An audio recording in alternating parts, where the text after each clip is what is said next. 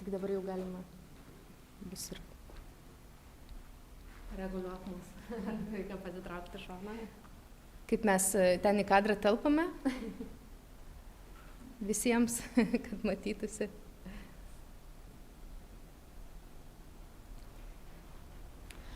Labas rytas visiems. Labas rytas visiems. Labai smagu, kad prisijungėte ir ačiū, jog prisijungėte tiek gyvai su mumis auditorijoje, tiek, kurie prisijungėte per Zoomą. Šiandieną turėsim labai įdomius 3 pranešimus.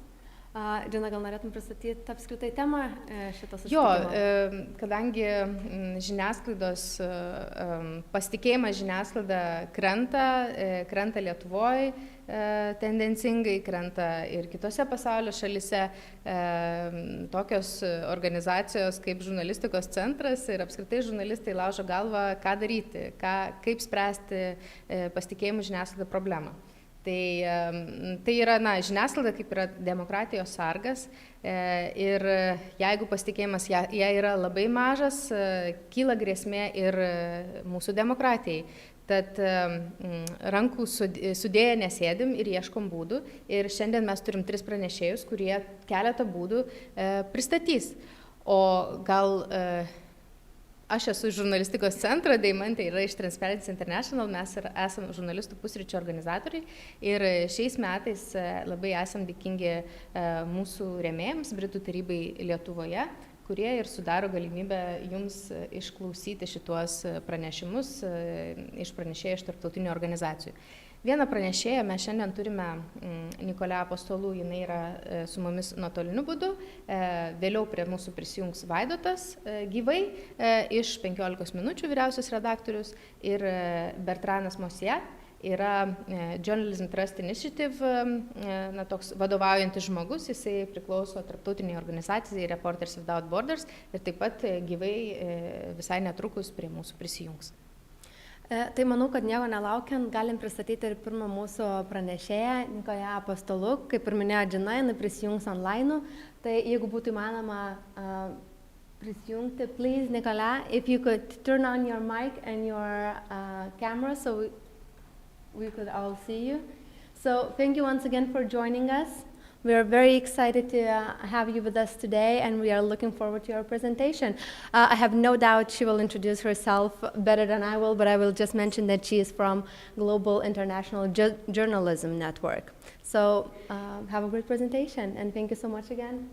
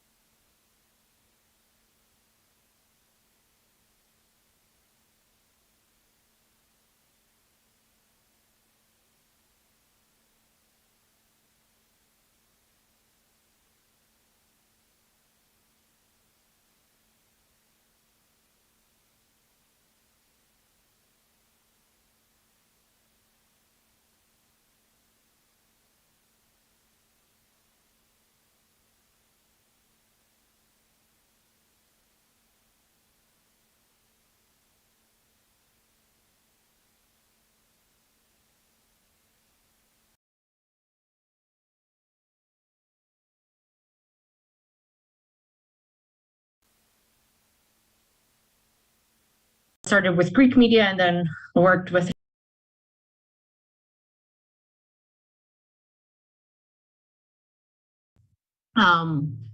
of course, there's always the debate. Why do we need ethics codes? Sometimes it's difficult. There's a lot of theory. There are a lot of talks. There are different opinions on one issue. So the Ethical Journalism Network is a great resource, and it has identified 5 core principles: truth and accuracy, independence, fairness and impartiality, humanity, and accountability. And that's what we'll be talking about today. In our newsrooms, we should debate. I mean, there's no ideal situation because it has to do with every newsroom is different. Every news situation is different. So we need to constantly be debating about ethics and how we cover a story, what we publish, what we don't publish, how we approach sources. For example, here's a question that has been around for decades in journalism: should an observer stay neutral if a life is in danger or not? Let me know when you'd like to open for discussions. Maybe towards the end is better. So this is IFJ's Global Charter for Ethics for Journalists. Of course, our number one priority as journalists is to respect facts and the right of the public to truth. It's our duty, it's our compass, it's our only way to move on. So we have to be honest to our readers about how we collect the information we publish, and distinguish factual information and from commentary and criticism. So whenever we add an opinion, we should, make it separate. Like all the comments, stories, the stories with comments should be separate from the reporting stories. All the opinion stories, should be different from the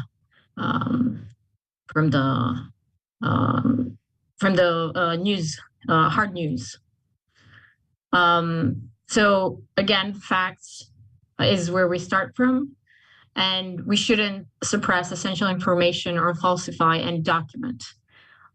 So if our story doesn't make a lot of sense, we can't hide.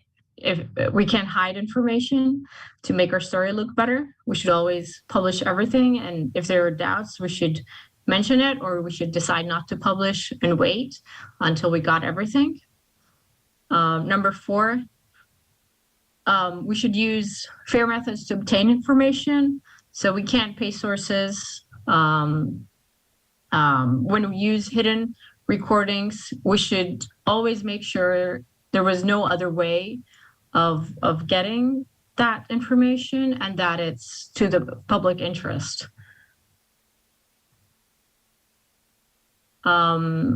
Next, we should always verify our facts from multiple sources, from documents.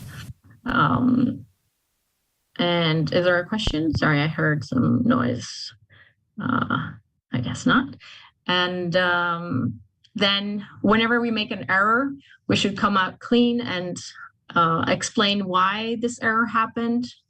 And we should make a correction. We're human. We make errors. I've made errors. Our editors make errors as well. It's very difficult. But the only way to keep the trust of our audience is to be honest about it.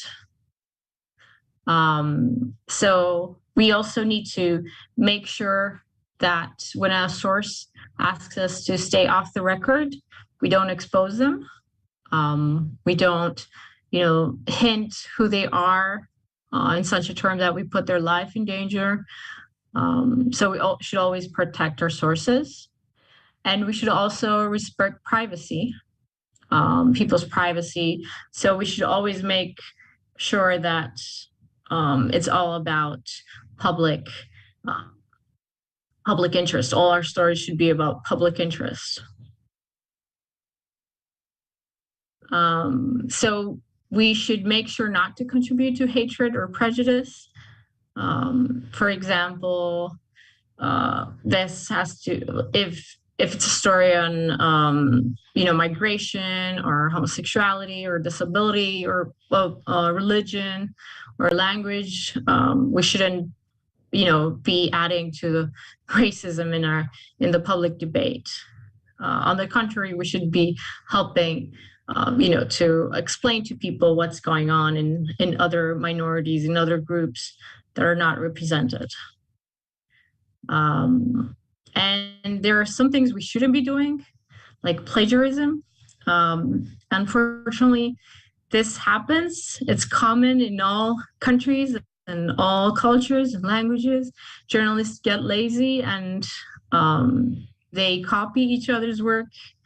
Of course, there's a pressure of time when it comes to websites and breaking news, but we should always, if it's not a fact we collected, if it's not information we got, we should definitely make sure that we state who the source was, even if it was a competitive website, another newspaper. Distortion of facts. There are journalists that have been accused of fabricating stories or fabricating sources. It's amazing. If you're interested, I can share a few cases. There was one at USA Today that really struck me, of a man in Cuba, of a journalist in Cuba who made up stories of people fleeing and was even talking about a woman who died, and then the paper found out that this was all fabricated, and spent 6 or 7 months investigating his previous stories, and even found that that woman was alive. And we definitely shouldn't be engaging in slander, libel, defamation, and any unfounded accusations. We should always be careful, also because we can get sued, and that might mean the end of our profession and our newspapers or our websites. So we should, be very careful about all these things. We shouldn't be becoming sources for the police or other security services. Of course, this changes. In every country, there are laws on whether you can on whether you can keep your sources hidden or not. So you'll have to educate yourself on what's what is the situation in your country. We should show solidarity to our colleagues. There are lots of our colleagues that are under fire. It's a very difficult time across the world, in Europe too. There are so many journalists being sued, the SLAP cases, as we call them, and there are even journalists being killed. So, we should always bond together on this. Next is we shouldn't be seeing any other interest.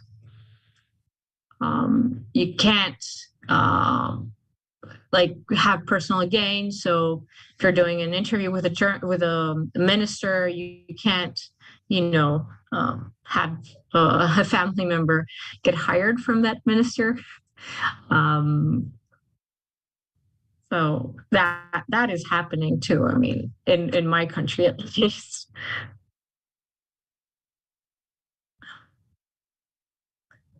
No propaganda, no advertising, so no political propaganda. We can't help one party against the other.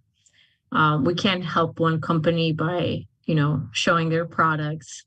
And we can't take part in, we can have information and manipulate the market or buy shares because we have specific information. And we have to be independent, of course. And we should always, as I said earlier, we should always state what is off the record when our source needs to be anonymous, and when someone is giving us an embargo to publish a story, like in a week or so, or the information of the story. Next is journalists worthy of the name shall deem if their duty to obtain faithfully the principles stated above.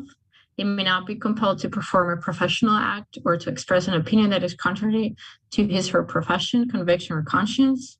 So we always have to be careful. We're journalists first. That should be on top of our head. And we should always make sure to know what the legal, what the laws are in our country and how journalists are expected to operate. So when we're talking about accuracy, you have to ask yourself, is your reporting based on hard facts? Sometimes we think of something very clearly. Oops, sorry about that. But the truth is that we have to always make sure that we verify this with hard facts, documents, interviews with experts, interviews with sources. And then you have to be very accurate and check every word in your story, every picture that you want to publish, and make sure that these are accurate. We shouldn't be publishing anything that we're not sure of. So we're often pressured for time by our editors. As much as we can, we have to fight back on that. And if you're an editor, you have to wait until everything is clear that this is true. And for example, if there's a breaking news information situation, often journalists will just copy whatever they find from other media organizations. But even then, we have to pause and ask. Oh, sorry, I see there's a chat message. Okay, that wasn't for me. And so if there's a breaking situation, and other media organizations are already writing what potential sources are saying, we have to check, we have to go back to the source and interview them ourselves if we want to publish something similar. Because, someone might have made it up and we're just copy pasting their work. And we can only use that part, those sentences, only if we actually if we mention them, if we attribute the quotes to them and to the media organization that originally got that quote. And that's also a way for us to stay safe and be sure that that we didn't get that quote if it ends up being wrong. We shouldn't be publishing speculation, so we shouldn't be publishing rumors, things that politicians often say and are untrue. We should always be fact-checking that, and if we're not sure, there's an option not to publish it, because the public is very suspicious of us these days, and it would, like, one small mistake can cost your credibility. So we should be very, very careful in that. Again, on accuracy, as we talked earlier, facts is very important. So how do you deal with rumors? You have to decide in your newsroom. if there's a rumor out there, do you publish it and that way you give it more exposure? Do you get a journalist to investigate it and try to verify it or debunk it for your audience? The audience really respects debunking stories. So, that might be a way to win over audience. We're in a time where we got too much information too fast. There's Twitter, Facebook, Telegram, there's all that, and so many websites. And we have access to all the newspapers in the world, to all the websites in the world. It's very difficult. So, we have to pause and wait and take a breath, and then decide what story we're going to do, what we'll publish. Again, when something is viral, it doesn't mean it's a fact. On the contrary, you might end up making a mistake. So there's an option of saying, this is viral. We haven't, verified it yet. And being honest that way to your audience, and that we're working on verifying it. Or there's also, on this debate, there's actually their opinion that this actually might bring more rumors, more traction to the rumors, more attention to the rumors. It's definitely a challenging time for newsrooms, and we have to, discuss with our editors and editors with our journalists as much as possible. I know this is it's not easy. We don't have as much time. But, we have to do the best that we can. I think this is the same. Sorry about that. That's the same page.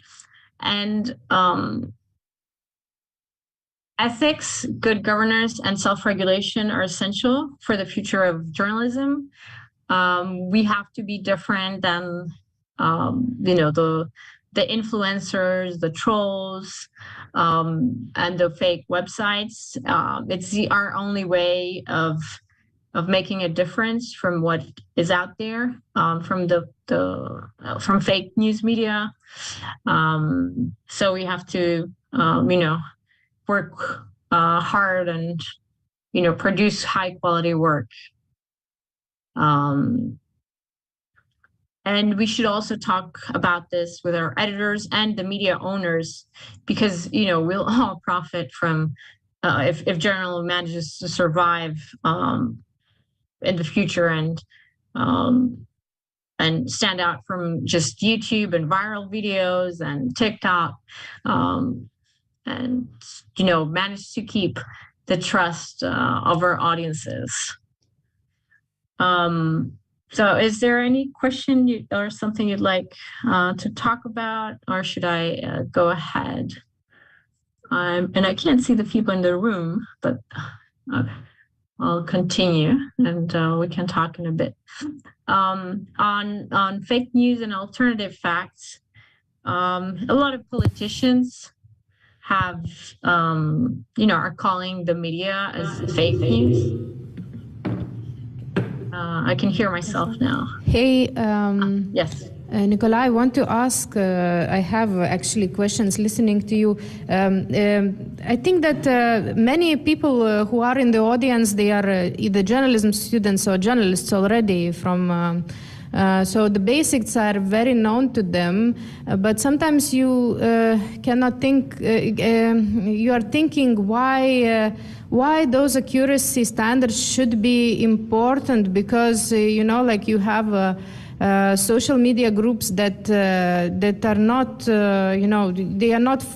they don't have any of those accuracy standards, and nothing is, they don't apply, they don't have any transparency, no accountability, and yet they gather quite big audiences. So are they actually important these days? What can justify that investment into accuracy? Because of course we work in a very changing environment. A lot of news is coming our way, and then you still have to work on accuracy standards. given and compete with sources, news sources, or facts, what you call fake news sources that do not even care, but nevertheless they gather big audiences. Well, it's our only tool to fight against them. It's, that's what makes us different. We're professionals, and they're not. They might be popular with specific groups of people, but we should keep on fighting against fake news and all these, misinformation spreading groups. I know that was the case with COVID a lot in all countries around the world. And I hope that a lot of people, saw that was a mistake, and we just, it's just a battle that we need to keep fighting. It's difficult. It takes time and hard work, but there's, we're professionals. We should keep our professional standards really high. Makes sense?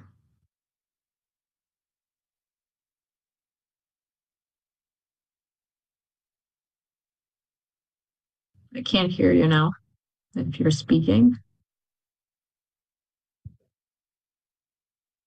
Can you hear me?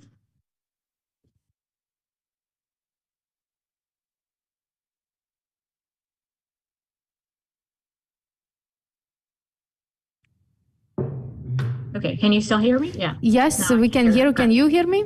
Yes, perfectly. I was also thinking about the standards you mentioned. For example, currently I'm reading a journalist's book on all fronts. Is Clarissa Ward. She's a war journalist basically. But when you read what she's writing, she's not submitting to those standards of fair collection of information. For example, she was not applying, to go to Syria for an official permit from Syrian government. Of course not. She was smuggled, and she used the criminals to get the story out. So this is unethical by the standards that you presented, or Bellingcat is doing amazing stuff. It's investigative journalism newsroom. Of course, they are not going out and saying that we are buying the raw material on darknet but it's very likely that they are getting some of the material used for the investigations from the sources that would be using processes that would be considered unethical. And where is the line, and what and when is permittable? We touched on that earlier, and it's included in IFJ's ethical codes. It says that number one is a public interest. If there's a story out there that it's important to public interest, you should pursue it. I think, I'm not sure about the first woman, the woman you said about, I don't know that case, smuggling into Syria. I think Bellingcat did say how it got the information, as you said, in the dark web. So, that's being transparent. So, I mean, there are a lot of undercover investigations, and we've done a guide on it. And there should be big debates in each newsroom before you start a undercover story. And if there's no other way to get to it, I mean, that's what all journalists I talked to said and agreed. If there's no other way to get to the story and to get the facts, you have to, go undercover, and only if it's a public interest story and if it's an important story. And I mean, there are always debates we should be having in our newsrooms, where it should be a safe space for all this.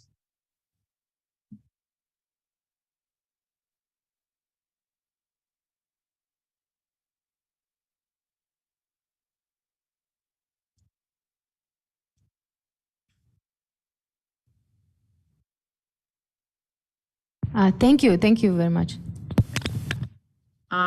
If there's another question, we can interrupt, or I have a little more to show. Up to you guys. So, we have to accept that we're not the gatekeepers anymore, and that there are so many other ways for information to get out and for fake news to get out, and alternative facts. So we have to deal with that and work on this. And I know, the ethics issues are one of the first things we learn at journalism school, but I think, just going back to them and revisiting them and actually seeing how they work in our newsrooms is important to do every now and then. So I'd also like to talk about interviewing victims in an ethical way. It might be victims of rape, or it might be victims of, a big blast, depending on the situation. So, you have to make sure you get consent. You don't want to create more harm to them than they've already been through. Some of the journalists I've talked to, they even say they try to dissuade victims from publishing their name.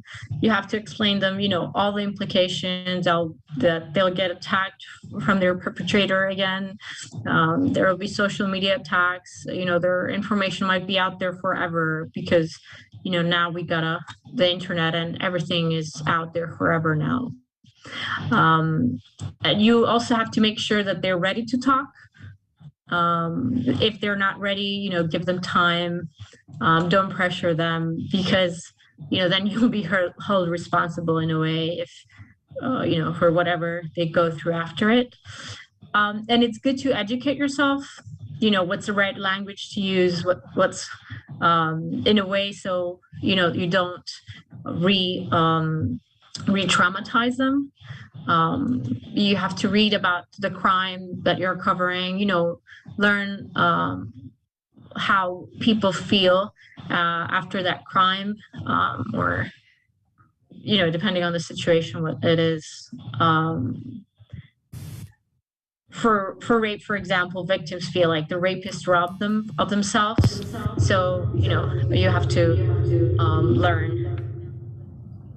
And when you're done with the interview, you make sure to leave them on a positive note. If that's a child or a victim, it's important because they go through all this emotional situation. So, while you're ending your interview, try to, close it with something positive, and not leave them in their dark space, in their dark situation. And also have the contact information of a psychologist or a clinic, like a free clinic handy. They might need to seek help after, explaining everything again. There are issues about interviewing children, or photographing children. We should talk about these in our newsrooms and decide how we deal with them. It's best to get written consent or on-camera consent if you're using, or on audio recorded consent before you interview or photograph a child, because a child is too young to decide for themselves. And you should also work with the parents and talk and ask them, what should be on the record and off the record, and what makes the child very upset. So then you can, not go there. If there was a traumatizing event, you can get all the details from the parents, from the teachers, from the psychologist, and then go to the child and do like a very short interview. For example, if it's a small kid under 15, psychologists say, talk with them like 30 minutes. If it's an older child, like up to 40 is enough. And you should also explain to a child what journalism is, what a journalist does. They might not ever have seen a newspaper or a website if they're young.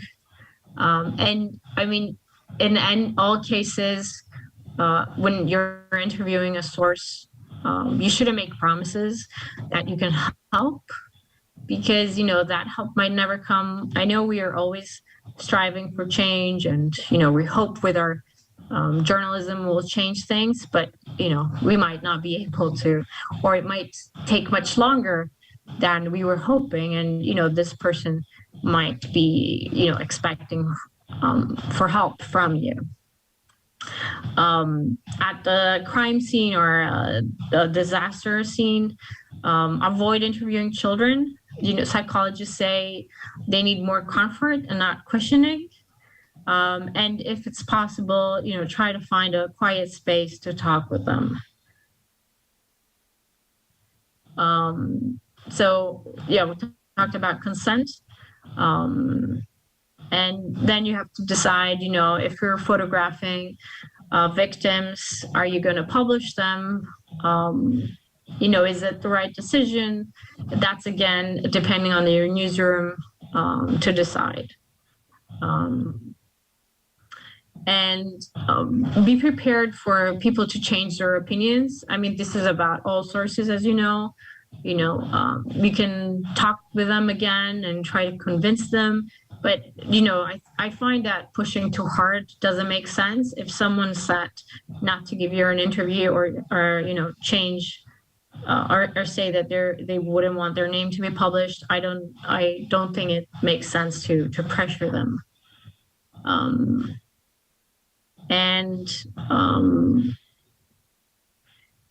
It might take weeks or months after a traumatic situation to interview people, parents or children.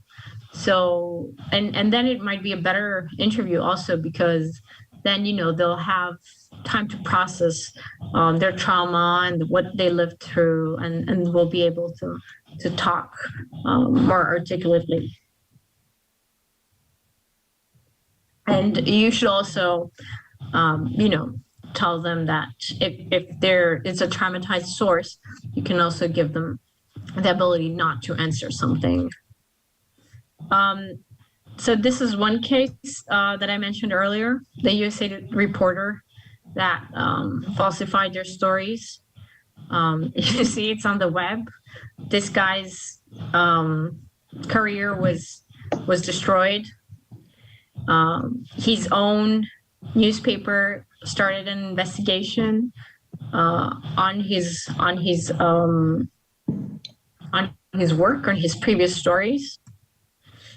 On and off the record, you should always be clear from the very beginning what's on the record and what's off. And you should always be asking yourself, what are my sources' motives? Is there a possibility they're lying? I can hear someone pressing their keyboard. Also, and then when you get a source to give you information, you should always make sure that you can verify that information with other sources, if that might be other interviews, other experts, or documents or official documents. That's can you pay a source for information? That's as you mentioned, a debate that we should have. You can't know if they're telling the truth or they have a motive. The motive is getting paid. And they should be doing this for the public good. So, the short answer is no. Of course, in real life and situations, as you mentioned, newsrooms might want to consider it.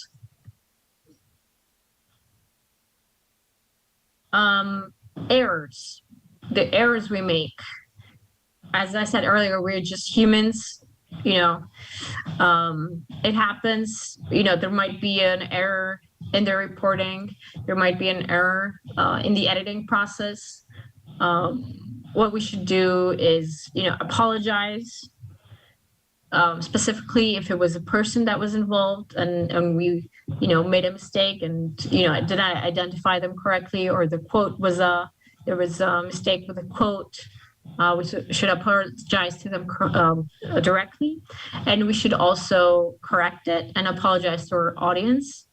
If it's an online, you add a editor's note at the bottom. If it's in a newspaper, you just publish it the next day.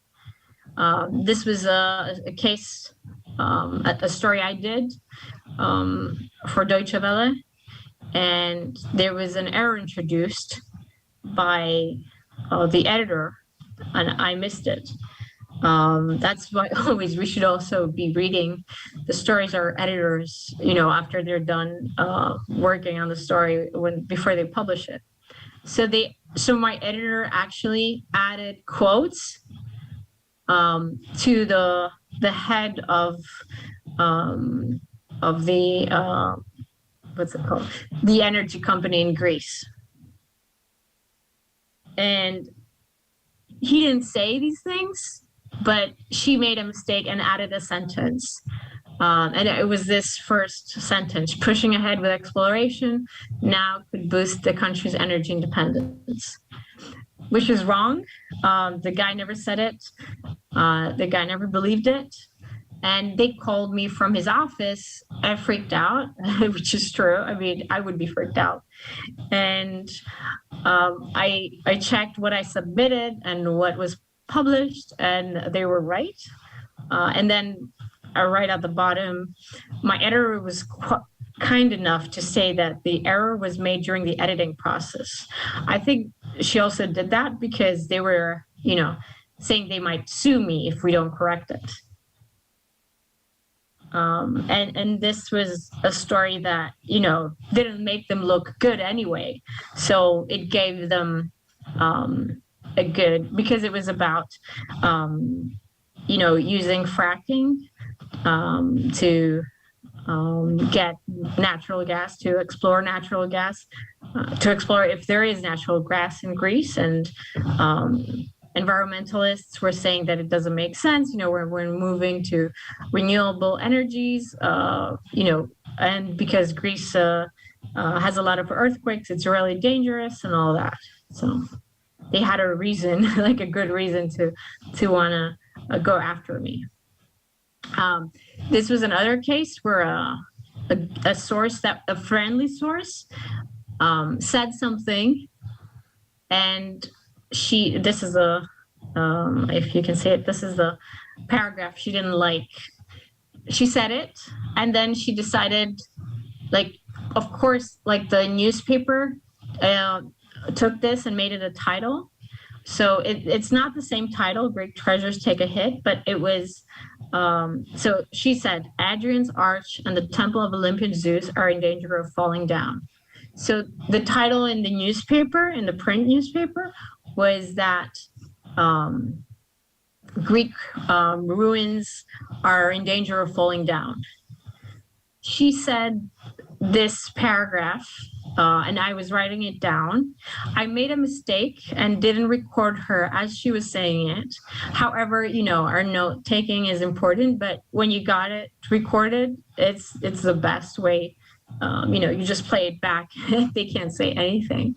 And she wanted it changed because she was being attacked she was the head of the archaeologists, and she was being attacked by her superiors.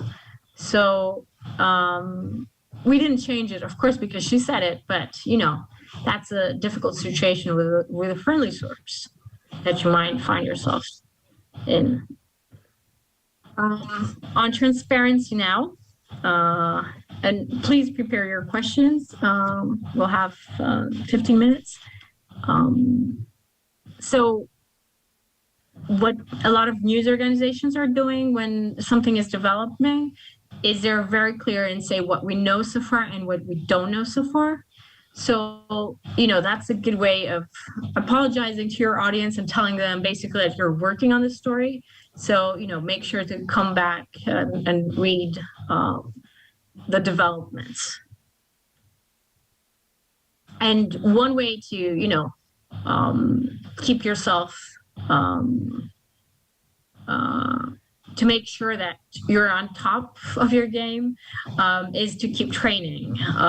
Traditional reporting is important, how you deal with your sources, but you also have to learn how to verify images and videos, how to use like the different digital tools that are out there, how to search for sources on social media. These are important. Did this friendly source continue to work with you? Irma is asking. Yes, she did. I was honest. I asked my editor for guidance, and she told me, like, be honest, tell her you got everything on the. I took a photo of my notebook and sent it to her. So I think she, I don't know if she was like doing something at the same time, like cooking or something, but I think she accepted the honesty, and I mean she didn't end up getting in trouble from her job, but so that might also have helped. So I think that's my last slide, and we can. I'm happy to discuss and hear what your errors had been, how you dealt with them, ethics situations that you've dealt with. And it's also difficult when sources don't understand journalism. How do you explain it to them? You can't get paid, or you can't, like, there's on and off the record, like you have to educate them.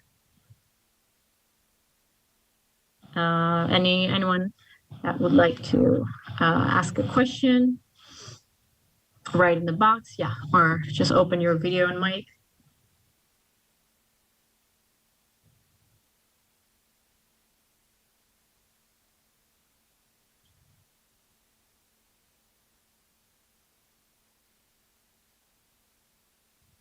And with plagiarism is another topic that is interesting. Like, how do you deal with journalists that plagiarize their work?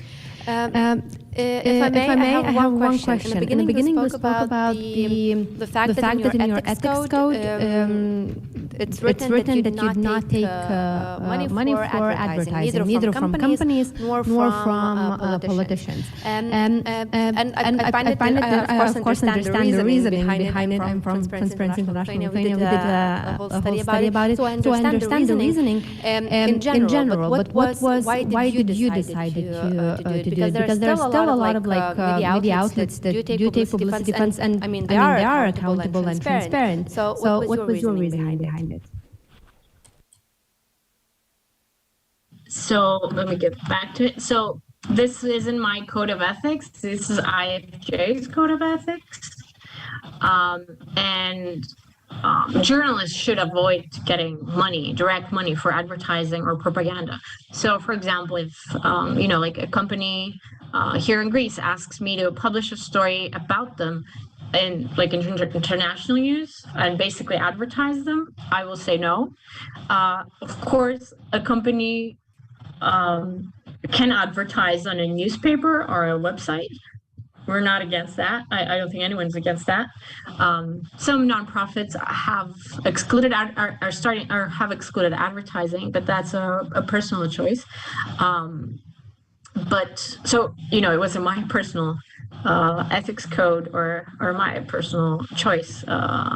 So basically, the media organizations I've worked for have get advertising, but they have a completely separate section with advertisers that get the money directly, and they shouldn't be connected with editorial. It should be two different things, and they shouldn't interact at all.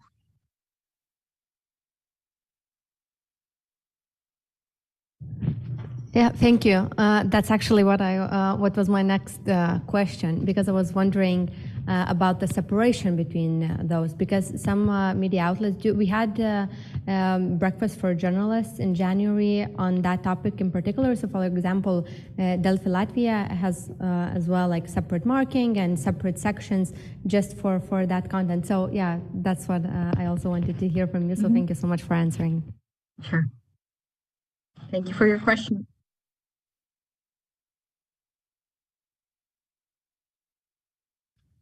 Any other question? You can put it in the chat. Yes, if I may. Can you hear me? Yes, of course. Yes.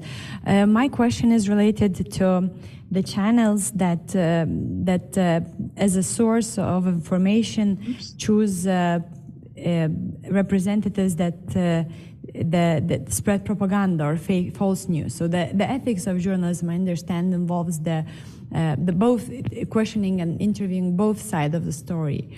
And sometimes the other side of a story can become a person or a representative of a political party or a representative of a country that we believe spread disinformation.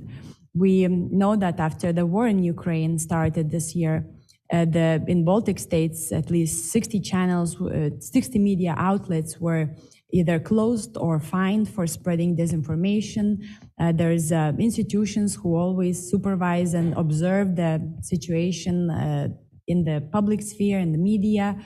There is investigations going on about their impartiality. However, sometimes when the journalists present the news, in order to present both sides of a story, they still have to find this other side, and this other side belongs, the journalists might think, and the population thinks, to the disinforming community, country, political party, or so on. So what is the role and the ethics, what ethics and what steps the journalist has to take when he or she knows that in order to receive the both sides of a story, he'll have to question the side that not necessarily provides true information?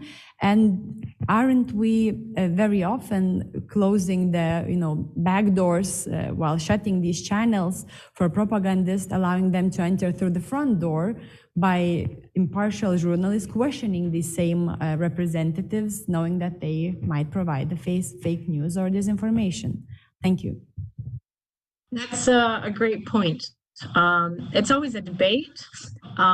Here in Greece, we had the neo-Nazi party that some journalists decided to start interviewing and show them in a lifestyle way, what are their families like and what they are in real life, and it helped them get elected.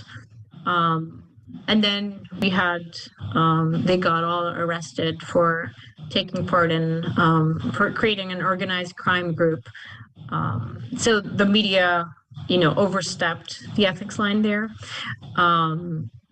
So what the IFJ recommends is not to contribute to hatred or prejudice, and avoid facilitating the spread of discrimination on grounds such as geographical, social, or ethnic, race, gender, sexual orientation, language, and so on. So that part is more for racism, I'd say. And then we have to make informed decisions and decide which sources are reliable. So we have to, for example, with COVID, we had to decide, we had to inform ourselves and educate ourselves and decide, who we should interview and who's reliable. Now on the war, that's more difficult. Both sides, yes, should be included in stories, but it really depends on the story and on the matter. And you talked about the shutting down the youth organizations. You mean throughout Europe? I think you said, I didn't remember that, but shutting down news organizations in Europe, it's not a good sign overall. I mean, journalists are losing their jobs. There's a lot of debate there on what should have been done. If you don't want to add anything, there's another question. There are situations when source gives you an information, you built all the investigation around it, and in the end, the source changes its mind and doesn't want to be published. Your Lentor is in huge danger to collapse. What would you do? So, if it's possible, don't depend on one source. get the information from multiple sources. I know it's difficult. It's not always the case in stories. Sometimes we have to accept that, you know, one story won't be published or it won't be published now. You need to regain their trust, basically, and give them time to process it.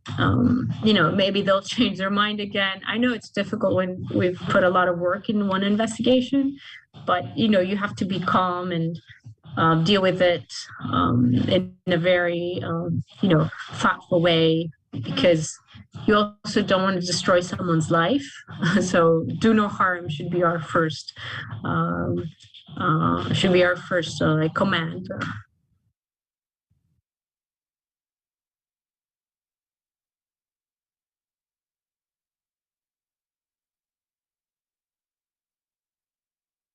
Someone else would like to? I like you know, um, real life situations. If you have something to share, I mean, you don't have to. It doesn't have to be a question. You just have. It'll be nice to see like how you dealt with a situation. I think that there are no other questions in the chat box. I will see whether anyone who is here has any. I don't see neither hands raised or nothing. So thank you so much, Nicolia, for joining us today. Thank you for your presentation. It was very insightful. I would say to stay a bit longer, but the next presentation we will have in Lithuanian, so I will say it differently. Please, if you'd like, please join us for our third lecture with Bernard, because this one is going to be in English. And once again, thank you. And now I'm switching to Lithuanian, if I may. Ačiū visiems, kad klausėtės. Pirmoji prezentacija baigta, padėkojame Nikolijai, kad prisijungė. Nuo dabar turėsim 20 minučių pertrauką, po kurios prie mūsų jau salėje prisijungė gyvai Vaidotas Beniušis. Tai susitiksime po 20 minučių. Bus po 11:35.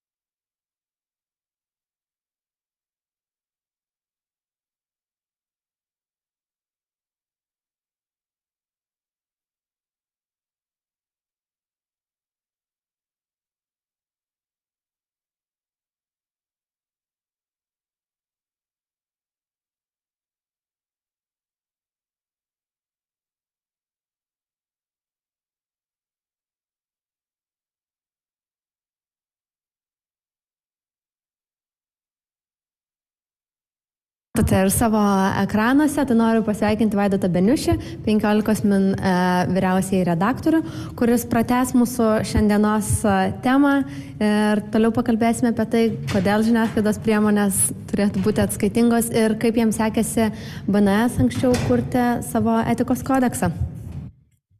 Dėkui už pristatymą, ačiū už pakvietimą. Redaktoriaus darbo pareigas turbūt galima skirti į tokius 2 blokus. Pirma, tai yra pareiga organizuoti darbą redakcijos viduje ir antra, tai yra santykiai su visų kitų išoriniu pasauliu. Ir noriu gal pasidalinti tiesiog praktinę patirtimi, kaip etikos kodeksas mano komandai praktiškai padėjo spręsti problemas šitomis abiem kryptimis. Gal kažko pasisemti ir bus naudinga. Tai koks tas mano asmeninis santykis su etikos kodeksais? Pirmą kartą su šitų reikalų susidūriau 2013 metais. Tuo metu BNS nebuvau redakcijos vadovas, buvau toks vidurinės grandies redaktorius ir tada pirmą kartą BNS priėmė etikos kodeksą. Jisai buvo labiau toks nuleistas iš viršaus, nebūtinai blogąja prasme, bet ir akcininkų iniciatyva ir aptartas tokiam gana siauram ratelį. BNS, man atrodo, buvo antroji žiniasklaidos organizacija Lietuvoje tą padariusi. Tai, sakyčiau, geras kuoliukas uždėtas į priekį, bet jisai nebuvo itin gyvybingas. Mes apsikalbėjom tada jo nuostatas, bet jisai būdavo kažkur šiek tiek toliau realiam gyvenimui. Ne tai, kad mes nesilaikėme nuostatų, bet mes nelabai vertindavom savo veiksmų per kodekso prizmę, arba tai darydavom gana retai. Aš redakcijai ėmiau vadovauti 2017 metais ir man tas įrankis atrodė svarbus ir netgi tiesiog taip labai savanaudiškai žiūrint gera pagalba spręsti konkrečias situacijas.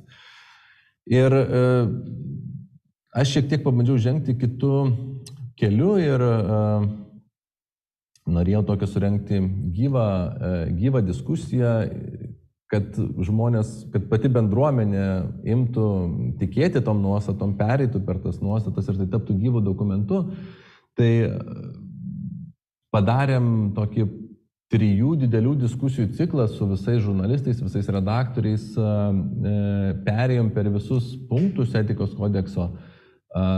Ta diskusija padėjo moderuoti bičiuliai iš Transparency International.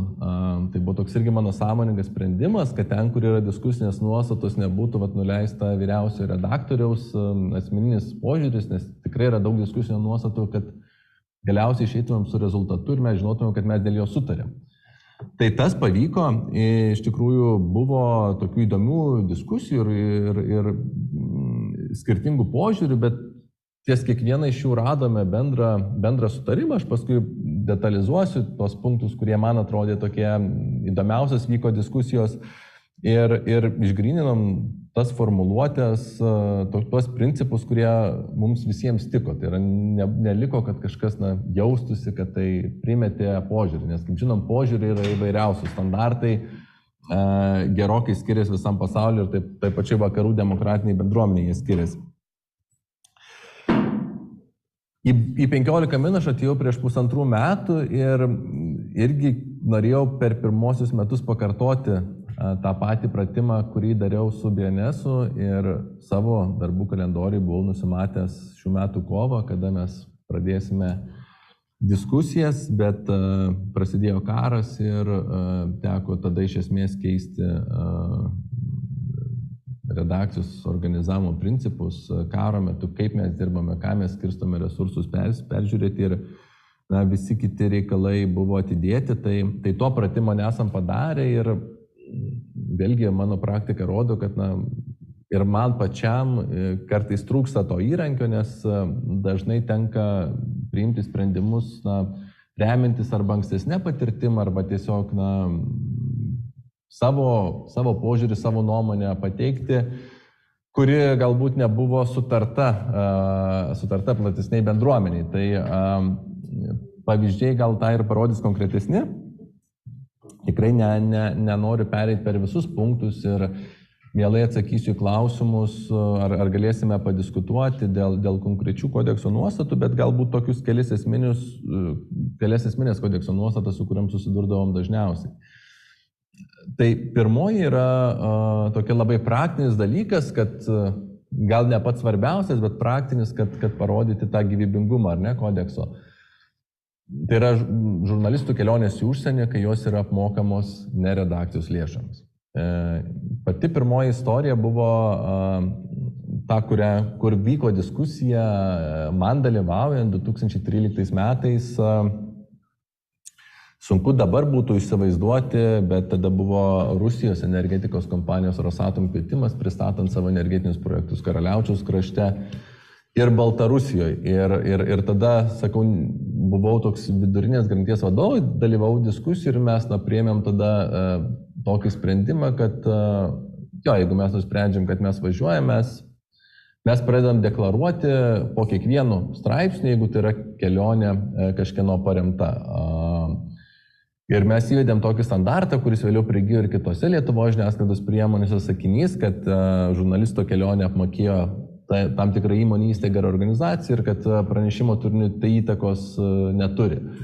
Tai buvo smagu matyti, kad ir kitos žiniasklaidos priemonės perėmė tą standartą ir tuo metu taip, pasijutom gana gerai, gana laisvai, sakyčiau, ir kurį laiką tos komandiruotės taip gana intensyviai ir vykdavo, bet paskui vėlgi tie toks pojūtis, kad gal čia tokį susikūrėm savo komforto zoną, kad tarsi galim visur už bet ką vykti, deklaruojam ir nusiplaunam rankas ir viskas švaru.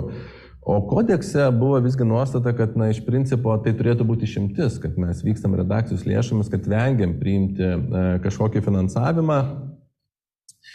Ir man toks gal jau labiau postumis priimti sprendimus buvo po vieno pokalbio su amerikiečių žurnalistais, kai jie papasakojo, kad skrisdami ir prezidentiniu Air Force One lėktuvu vis tiek susimoka, nors akivaizdu, kad ten nėra bilietų, bet susimoka už kurą. Ir tada aš pats kažkaip irgi po kažkurio laiko, ne iškart, bet nuėjau į mūsų prezidentūrą ir sakiau, žiūrėkit, jūs mus kartais skraidinat Spartanu, bet davai atsiųskit sąskaitą. Padalinkit, kaip jūs norit, bet aš jausiuosi geriau, nes irgi buvo toks, jausmas, nebūtinai visą laiką teisingas, bet, kad žinot, kai kiekis ribotas, kaip yra atrenkami žurnalistai, kokie lūkesčiai tiem žurnalistams, ar gali atrasti kažkoks favoritizmas, kokius žurnalistus atrinkti, žiūrėk, mes geriau susimokam, logistiškai mums gerai dalyvauja delegacijos sudėty ir taip toliau, bet aš jausiuosi geriau, kad net nekiltų kažkam kokių pašalinių minčių. Ir ta praktika įsitvirtino, buvo pradėtos išrašinėti sąskaitos, tai turbūt labiau pradėjome gyveninti tą nuostatą, kad tikrai stengiamės nepriimti pasiūlymų padengti kelionės išlaidas. Ir dabar yra nuostata, pradeda nuo to, kad stengiamės, tai mes turim dėti sąmoningas pastangas. Kai kur žiniasklaidai yra komandiruočių gausa, kaip tam tikra tiesiog žurnalisto paskatinimo priemonė. Aš vėlgi dabar 15 minučių dalį tokių komandiruočios pristabdžiau ir nubraukiau, bet tikrai norėsiu irgi gyvos diskusijos su kolegomis, kai jau bus šiek tiek ramesnis laikas ir mes tam galėsime skirti laiko, kad išsigrynintumėm bendras taisyklės. BNS turint tokį kodeksą yra daug lengviau kalbėti, žiūrėk, čia yra mūsų bendruomenės sutartos taisyklės, nuoširdžiai pažiūrėkime, ar mes jų laikomės, ar ne. Kur jų nėra, ar yra tokios nuleistos iš viršaus, tai aišku lemia vadovo sprendimas ir tai yra labiau tokių asmeninio autoriteto ar pareiginių funkcijų klausimas, bet lengviau priimti sprendimus, lengviau vadovauti, kai turi bendrą sutarimą viduj. Tai čia toks labai praktinis dalykas. Iš tikrųjų, dėl tų kelionių redakcija, kur aš vadovauju, jas vyksta rečiau. Man yra suprantama, kodėl tu vyksti, tarkim, į karštąsias zonas ir priemi kažkokios krašto apsaugos ministerijos paramą ir panašiai, bet man nėra suprantama, kodėl tu turėtum vykti į kokią nors Huawei finansuojamas kelionės jų produkto pristatymui. Tu pirmiausia turi atsakyti klausimą, ar ne, ar tai yra tikrai svarbu tavo organizacijai kaip žurnalistui. Taip, jeigu tai yra svarbu, jeigu tai yra svarbus visuomeninis interesas, atsakyk į klausimą, ar tikrai tavo redakcija negali už tai susimokėti. Taip, pereinam šitą filtrą ir bandysim diskutuoti, kaip tai turėtų atsispindėti etikos kodekse. Toks antras dalykas, manau, dar svarbesnis viduje yra interesų deklaracijos. Irgi mes BNS-e įsivedėm tvarką, kurią vėliau perėmė ir tada 15 minučių, galbūt ir kitos žiniasklaidos priemonės apie tai, kad mes tikimės iš žurnalistų, kad jie savo vadovams deklaruos interesus, būtinai deklaruos papildomas pajamas ir turi suderinti su vadovu apie tai, iš ko jie gauna papildomas paramas. O vadovų deklaracijas mes nusprendėme skelbti viešai. Tai yra pirma dalis yra tam, kad, ką minėjau, lengviau organizuoti pačiam darbą redakcijos viduje. Ir aš tai žiūriu kaip pagalba žurnalistams. Tos deklaracijos nėra itin kažkokios formalizuotos, kur tu tik atsiunti formą, užpildai punktelius, bet jos gali būti ir kartais pokalbių ir diskusijų forma. Ir tikrai turėjau gerų atvejų, kai patys žurnalistai sako, žiūrėk, turiu žinomą politiką, draugą nuo vaikystės, mes kartu švenčiam gimtadienius, mūsų tėvai buvo draugai, bet noriu, kad žinotum ir noriu, kad neiškiltų kažkokių nesusipratimų. Nežinau, sąmokslo teorijas kurti visą laiką yra paprasta. Ir tai yra visiškas apsidraudimas, jeigu įvyksta kokia nors situacija, kad žiniasklaida skelbia apie politiką, apie verslininką ir tada kažkas gali kelti insinuaciją, žiūrėk, čia tas to draugas, čia interesai, mes turime atsakymą. Žmogus yra deklaravęs, jis yra nusišalinęs, viskas yra tvarkoje, mes esam susitvarkę, žmogui ramu, vadovui ramu. Lygiai taip pat yra buvę praktinių situacijų, kai žurnalistai užsiema papildomą kažkokią veiklą, rašydami straipsnius kažkur kitur ir netgi komercinius. Tai vėlgi 15 minučių aš pakeičiau tą praktiką, tiesiog pasitaręs ir su kitais vadovais mes apribojame labai griežtai, kad tai yra nesuderinama dažniausiai, bet kai tai yra įtvirtinta kodekse ir aptarta kodekse, tada tų diskusijų ir tų argumentų, tų įrodinėjimų reikia mažiau. Viskas yra savaime suprantama. Ir aišku, tai padeda, turbūt kurti santykį su išorė, kad jeigu bus interesų konfliktai, jie bus suvaldyti. Yra buvę atvejų, žinomiausias Šarūno Černiausko atvejis, kai ta tvarka interesų deklaravimo buvo vienas iš argumentų įvertinti konkrečią situaciją. Trečias dalykas, čia taip subjektyviai mano atrinktas sąrašiukas, bet man labai įdomus dalykas yra žurnalistų aktyvizmas. Kiek žurnalistai gali ir turėtų reikšti savo asmeninės simpatijas, politinės antipatijas, kiek iš žurnalisto visuomenė tikisi nešališkumo, o kiek iš jo tikisi aktyvizmo. Ir akivaizdu, kad čia nėra vieno atsakymo ir yra labai skirtingos praktikos toj pačioj Europoje. Jeigu pažiūrėtumėt BBC standartus, jie yra itin griežti ir žurnalistai raginami atidžiai žiūrėti, ką jie laikina socialiniuose tinkluose. Kokiose naujienų agentūrose kaip Reuters irgi yra itin griežtos sąlygos, kitur jos yra gerokai laisvesnės ir žurnalistai gali dalyvauti politinėse kampanijose. Tai man čia turbūt buvo tokia įdomiausia BNS-o jau viduj diskusija, kaip mes tarpusavį bandėm rasti tą balansą, kaip mes sutarėm veikti. Ir vėlgi aš tiesiog diskusijų pasakiau, žiūrėkit, kolegos, yra dvi svarbios vertybės, ar ne? Pirma yra, kiekvienas Lietuvos pilietis pagal konstituciją turi teisę kritikuoti valdžią ir tikrai niekas negali atimti ar riboti šios teisės. Kas mes esam tokie, kad mes konstitucinę žmogaus teisę ribotume, ne? Iš kitos pusės yra ypač naujienų agentūroje, portalai galbūt yra šiek tiek kitokie standartai, bet naujienų agentūrai vis tiek turi būti nešališkumas, ne?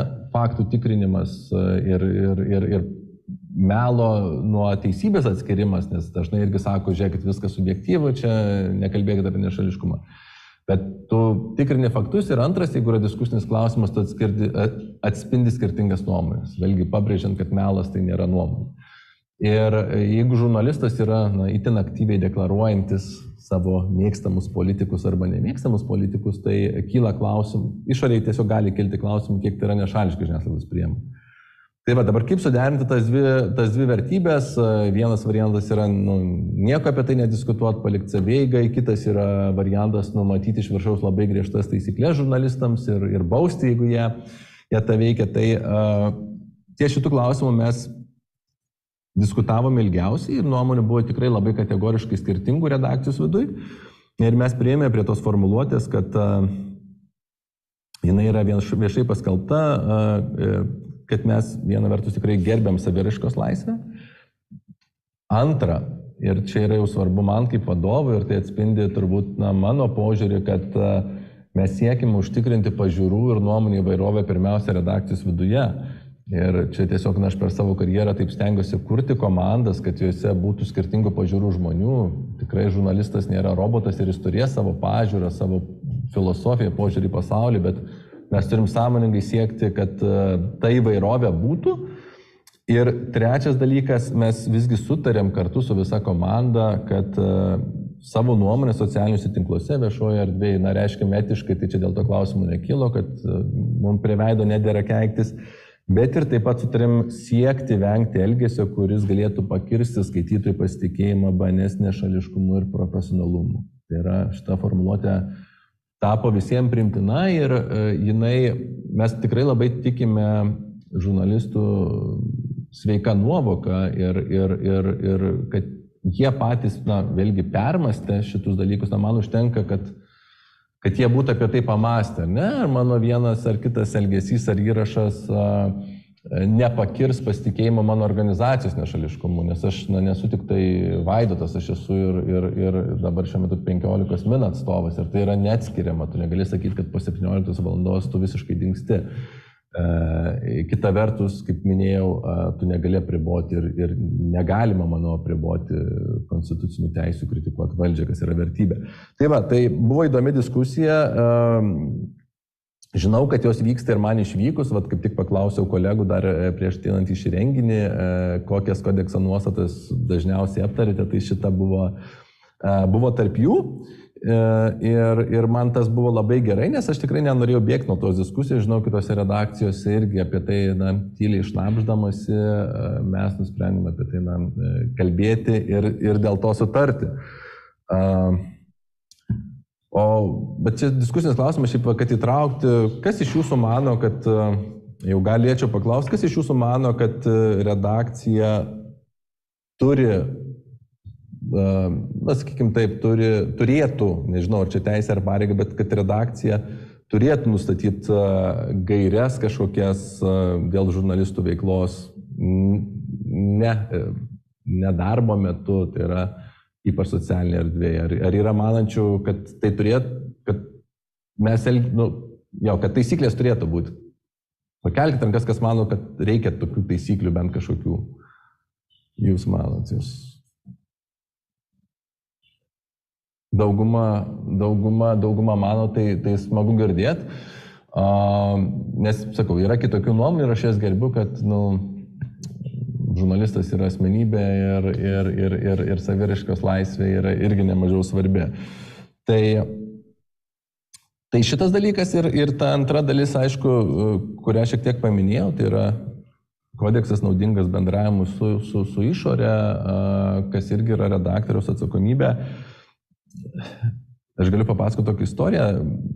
2018 m. gegužę buvo paviešintas Lietuvos žvalgybos toks raštas, nevertinant jo turinio, kuris, gali būti irgi kritikuojamas, bet, esmė buvo, kad žinomas žurnalistas Tomas Dapkus buvo apkaltintas tame rašte, kad jis užsiminėjo šantažu MG Baltic naudai. Tai atsiribojant, kiek žvalgyba buvo teisi, kiek jinai buvo neteisi, man pasirodė akivaizdu, kad tai yra klausimas, kuris turi rūpėti žiniasklaidos bendruomeniai dėl pasitikėjimo kūrimo. Ir jau nekalbant apie konkretų asmenį, tai buvo toks irgi man signalas, kad mes turime turbūt kaip bendruomenė kalbėtis, ką mes turėtumėm daryti, kad stiprintumėm skaitytojų pasitikėjimą, kad galėtumėm įrodyti, kad nėra taip, kad žurnalistai yra tik tai kažkokios tarnaitės, kažkokių interesų grupių. Tada pas BNS buvom susibėgę dalis žiniasklaidos priemonės vadovo, aš inicijavau tokią diskusiją, ar mes galim kažką padaryti bendrai. Tada tokio bendro sutarimo kaip ir neradom, buvo skirtingų nuomonių, bet man regis tai ir paskatino mus eiti šiek tiek papildomų žingsnių ir aš irgi konsultavausi su bičiuliais iš Transparency International skaidrumo klausimais.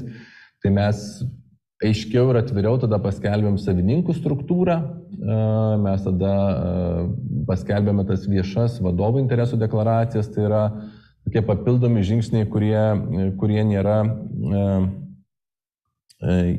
įpareigoti kažkokiais teisės aktais ar jau ta bendra sutartais savireguliacijos kodeksais. Tai man atrodo, kodeksas irgi yra labai gera priemonė kiekvienai redakcijai žengti papildomą žingsnį, kuriant savo skaidrumo standartus. Ir tuo išsiskirti iš kitos žiniasklaidos, tai gali būti tiesiog ir geras komercinis pranašumas. Kodeksas yra puikus įrankis tą realizuoti. Taip, šalia to yra ir kitos nuostatos tikrai, kurios padeda praktinėje erdvėje, tarkim, bendraujant su išorė. Mes kodeksai esame įdėję gana griežtą BNS nuostatą, kad niekas negali peržiūrėti pranešimų prieš jų paskelbimą, nes kartais vis atsiranda tokių interesantų, kurie davė interviu, prašo peržiūrėti, tai mes tiesiog kodeksas padeda, kad tai nėra, žiūrėkit, redaktoriaus nuomonė, mūsų yra tokios taisyklės ir tada atšoka, liaudiškai sakant, dažnai tie interesantai, kad mes, žurnalistų yra labai paprasta, nereikia remti savo autoritetu ir savo santykiais ir daug kitų nuostatų, tiesiog tu bendraudamas išorė pasakai dėl dovanų nepriėmimo. Šitam kodekse mes buvom numatę 50 eurų ribą, tai grubiai esame numatę, kad turim deklaruoti didesnės dovanas, bet iš esmės tai reiškia, kad mes nepriemam didesnių dovanų. Dabar infliacija didelė, gal reikėtų kažkada indeksuoti tą sumą, bet tiesiog labai praktiškai, kai tu pasakai, negaliu kažko daryti, ar duoti peržiūrėti teksto, ar priimti dovanos, ar dar kažko, tai tiesiog padeda greičiau išspręsti tos klausimus. Ir kaip noriu sugrįžti, turbūt kodeksas yra tuo išskirtinis, kad vienas iš tų retų dalykų, kur svarbu ne tik galutinis rezultatas, ar ne popierius, bet ir svarbu procesas. Ir reguliari diskusija, reguliari kodekso peržiūra yra vertybė savaime, nes tu suburi žmonės kalbėtis tais klausimais, kurie yra jautrus. Man pasiteisino, kad aš pats kaip vyriausias redaktorius šiek tiek nusišalinu ir skatinu gyvesnę diskusiją. Gali būti, aišku, ir kitokių variantų. Kas dar svarbus dalykas ir kur pripažinčiau netobulumą ir savo veikloje ir kodekso įgyvendinimą, tai yra kodekso įgyvendinimo mechanizmas. BNS mums pakakdavo, BNS yra apie 30 žmonių organizacija, 35 galbūt iki 40, 15 minučių yra virš 100 žmonių organizacija, tai BNS mums pakakdavo tokios savireguliacijos, dažnai pakakdavo vadovai aptarti su darbuotoju konkrečius veiksmus kodekso taikymo atžvilgiu ir surasti sprendimą, bet turbūt, kad gal tai nėra tobulas mechanizmas, nes ir vyriausiai redaktoriai turėtų būti atskaitingi kodeksui. Tokia organizacija kaip 15 minučių, tokio dydžio turbūt reikės kalbėti apie mechanizmą ar kažkokią komisiją, ar kažkam priskirti atsakomybę irgi moderuoti tas diskusijas. Nežinau, kiek praktiškai to prireiks, bet kad būtų sudėti sisteminiai saugikliai, tai turbūt ta dalis turės būti aptarta. Tai tikrai laukiu ir tos diskusijos man patinka, jos kuria ir bendruomeniškumo jausmą ir manau, vien diskusija apie standartus įkala į galvą, kad prieš darydamas kažkokį veiksmą, aš turiu jausti atsakomybę ir prieš visą bendruomenę. Tai tokia mano asmeninė patirtis, kolegos. Būtų smagu padiskutuoti, išgirsti iš jūsų, ką apie tai manote, ir galiu atsakyti klausimus, jeigu tokių kiltų. Kodeksą pasiėmiau. Šitas tikrai yra peržiūrėtas atidžiai prieš gerus metus. Tai online turime kelis klausimus iš Mindaugo Laurynaičio, iš Šeta Plus. Vienas yra apie interesų konfliktus, kitas labiau ne apie žiniasklaidos priemonės vidų, bet apie išorę. Tai gal pradėsiu pirmiausia nuo jo. Tai jis daugiau apie tai, kaip jūsų žurnalisto nuomonė. Kaip reikėtų vertinti komandiruotės, kurias vykdo URMAS, Europos parlamento Lietuvos biuras ir panašiai, su apmokėtomis kelionėmis į Briuselį, Strasbūrą, į seminarus, posėdžius, susitikimus su diplomatais ir panašiai. Ar vis dėlto reikėtų kritiškai vertinti tik komercinės komandiruotės, kai kviečia verslas? Žiauriai geras klausimas, Mindaugo. Ir kaip minėjau, čia yra keli dalykai. Turbūt yra vienas įmonės ar redakcijos finansiniai pajėgumai ir aš manau, kad tai turi būti argumentas, jeigu yra, tarkim, mažesnė organizacija, kurios komandiruočių biudžetas yra gerokai, yra pakankamai mažas, tai tokios komandiruotės, mano nuomonė, yra pateisinamos tiek, kiek žurnalistas įgyja naujų kompetencijų atspindėti, tarkim, Europos teisėkūros procesą, institucijų veiklą, bet labai svarbu susidėti saugiklius. Ir man tokia raudona linija, pirmasis saugiklis yra labai griežtas, kad tu negali įsipareigoti nieko apie turinį. Tai yra, tu gali nuspręsti, kad iš tos komandiruotės tu neparašysi jokio reportažo. Jeigu tu nusprendi, kad nėra viešo interesų. Ir kita vertus, jeigu tai yra organizacija, žinot, pajėgi, didelė organizacija, tai kaip minėjau, prezidentūros pavyzdys, čia turbūt susisieja šiek tiek, kartais reikia tiesiog nepiknaudžiauti, imti ir susimokėti taip, kaip tu mokėtum. Tai yra, perini tą testą, ar tai yra tikrai naudinga, ar tai nebus turistavimas. Jeigu tai yra naudinga, kiek tu turėtum ir galėtum pats taip mokėti. Tai šitą testą perini, tada neįsipareigoji, nieko apie turinį negali įsipareigoti ir tai yra griežtai. Ir dar vienas dalykas, tai deklaruoji viešai. Tai yra 4 punktai, kuriuos, čia jau mano toks asmeninis vertinimas, reikėtų praeiti atsakant priimant viduje sprendimą dėl konkrečios kelionės. Ir kaip ir minėjau, antrasis klausimas yra apie interesų konfliktą. Mindaugas sako, kalbate apie interesų konfliktą. Nepaslaptis, kad žiniasklaidoje redakcijos neišgali mokėti pakankamos algos, todėl žurnalistai prisiduria dirbdami su keliomis redakcijomis. Rengia tekstus pagal individualią veiklą privatiems užsakovams ar PR agentūroms. Labai ryškus pastarųjų dienų atvejis, profesionalus orų pranešėjas rengia tekstus horoskopų rubrikoms. Meteorologų bendruomenė tai vertino kaip nepakankamos algos atvejį. Kaip reikėtų derinti tokius atvejus ir jeigu netenkina alga vienoje redakcijoje, ar vienintelis kelias keisti profesiją? Tai aš čia turiu labai aiškius atsakymus, kaip mes sprendžiame visus šitus klausimus. Man ir mūsų redakcijoje žurnalistinis darbas ir straipsnių rašymas komerciniais pagrindais yra nesuderinami dalykai. Tas pats žurnalistas, tu mažini pasitikėjimą redakcija konkrečių žurnalistų, jeigu tas žurnalistas gauna pajamas iš subjektų, kurie irgi yra atspindimi toje pačioje žiniasklaidoje. Aš kaip skaitytojas turbūt nebūtinai patikėčiau argumentais, kad žiūrėkit, nuo 8 iki 15 valandos jis yra nepriklausomas žurnalistas, o nuo 15 iki 17 valandos jisai rašo straipsnius reklamuojančius tam tikrą paslaugą ar tam tikrą produktą. Nu, tai yra nerimta. Ir mes priėmėm konkrečius kai kurios sprendimus, kad apribotumėm tokią praktiką, kurios pasitaiko. Tai čia aš gana turiu tokį ryškų nusistatymą. Aišku, jeigu tai yra, žinot, kažkoks tai, nežinau, sekmadieninės bažnyčios leidinys, tai tu vėlgi, kuris niekaip nesikerta, man viskas atrodytų tvarkoje, ne? Arba netgi, tarkim, jeigu yra kažkoks hobis, kažkokia nevyriausybinė organizacija, kurios atspindėjimas nėra toje pačioje žiniasklaidos priemonėje, kur tu dirbi, tu tiesiog nori sklaidą užtikrinti, tai galbūt galima tos atvejus vertinti, dėl to pas mus yra principas, kad tai turi deklaruoti ir suderinti su tiesioginiu vadovu. Dabar dėl pinigų, aišku, kad yra jautrus klausimas ir čia, žinot, nesinori būti kažkokio arogantiškų teisuolių, sakyti, kad nežiūrėkite į pinigus ir visa kita.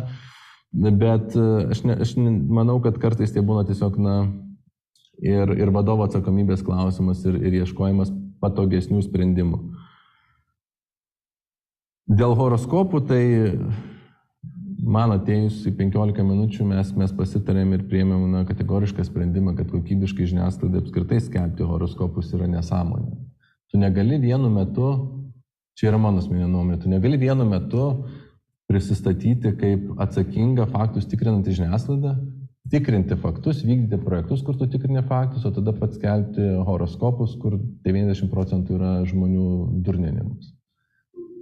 Tai tiesiog, man tai šiaip sveikas protas neišneša, aš atsistoju ir sakau, žiūrėkit, žiniasklaidos patikimumus svarbu, mes tikrinam faktus, mes užkertam kelią propagandai. Ir tada vienas ar kitas astrologas sako, žiūrėk, tau savaitės pabaiga bus bloga, tai apie ką mes tada kalbam, tai tada jau geriau sakyti tiesiog, žiūrėkit, tai žiniasklaida, mes esam didelė žiniasklaidos priemonė, kur yra visko, yra daug bulvaro ir viskas, mes tokie bandom viską užtikrinti, bet kai tu atsistoji moralizuoti, šalia to darai tokius dalykus, tai ir save apgaudinėjai ir kitus, tai svarbiausia, manau, kad kiekvienas viduje tą puikiai supranta, tai būkim prieš save sąžiningi, čia pirmasis testas. Tai nežinau, mes taip, šiaip žiauriai daug skaito žmonės horoskopus ir aš čia daug atradimų atėjęs į portalą tikrai asmeninių radau, tai prarandam dalį auditorijos dėl to, bet bent jauti, kad nemeluoji savo ir nemeluoji kitiems. Tai bent tas vienintelis standartas čia irgi tarp kitų galėtų būti toks kažkoks, nežinau, susitarimas atsakingos žiniasklaidos. Aš manau, horoskopai kenkia šiaip jau. Skatina šarlatanizmą ir čia žiūrėjau vieną filmuką, Vytautas Landsbergis kalbėjo su savo sūnum ir tiesiog, profesorius Landsbergis uždavė tokį klausimą. Perfrazasiu, bet mintis buvo tokia, sako, čia kalbėdamas kitam kontekste, bet aš nesuprantu, kodėl žiniasklaida kiša šlamštą į galvą. Tai su žvaigždžių atspindėjimus. Tai tikrai žiniasklaida svarbu, ką daro, bet svarbu ir ko nedaro. Tai bent jau nekvailint žmonių tuo, ką tu žinai, kad yra nesąmonė. Tai toks minimalus standartas, kurį mes turim ir fainai, kad visi jį turėtų. Primenu, kad visi galite rašyti savo klausimus į susirašinėjimo langą. Jeigu kas nors esantis auditorijoje turit klausimą, kilstelkit ranką, būtinai prinešiu jums mikrofoną. Ir man pačiai iš tikrųjų kilo vienas klausimas, kas liečia interesų konfliktus. Kai užsiminėt apie tai, jog darbuotojai turėtų, kas tikrai yra logiška, pranešti, jeigu turi kažkokį artimą draugą, apie kurį potencialiai gali rašyti. O jeigu mes kalbam, pavyzdžiui, apie regionus, aš pati esu iš Šilutės ir mes visada juokaujam, kad visi vieni kitusgi pažįsta. Tai kieno tuomet yra viduje žiniasklaidos priemonės atsakomybė užtikrinti, kad jeigu aš, pavyzdžiui, rašau apie savo buvusį klasioką, kuris galbūt yra Šilutės taryboje, imu Šilutę kaip pavyzdį, kadangi pati iš ten, jeigu aš, pavyzdžiui, turiu rašyti apie jį, kas turėtų užtikrinti, kad ta informacija objektyvi? Ar tai yra tik tai žurnalisto rolė, ar ir vyriausiojo redaktoriaus patikrinti tą straipsnį? Tai aš manau, kad, žinot, vyriausias redaktorius yra atsakingas galų galia už viską ir prisimti atsakomybę, jeigu sistema neveikia, tai yra vyriausias redaktoriaus atsakomybė. O aišku, kad mes nesam, žinot, kompiuteriai ir nėra, kad suvestum algoritmą trečios eilės pusbrolis ok, pirmos eilės ne ok, ne? Ar klasiokas, kiek klasių reikia kartu būti besimokius, kad apie jį negalėtum rašyti. Ir aišku, subjektyvus vertinimas ir aš manau, tiesiog tu testą turi pasidaryti galvoj ir čia yra ir kitas šiek tiek susijęs dalykas, nukrypsiu, jeigu ką sugrąžinkit, jeigu jau per toli nukrypsiu, bet, tarkim, bendravimas su informacijos šaltiniais. Tai irgi kartais žurnalistas gaudamas informaciją iš tam tikro šaltinio, o žurnalisto pareiga yra turėti informacijos šaltinio, jisai turi savo galvoje visą laiką irgi atlikti tą patį testą, kokį galima atlikti jums su klasioku Šilutėj.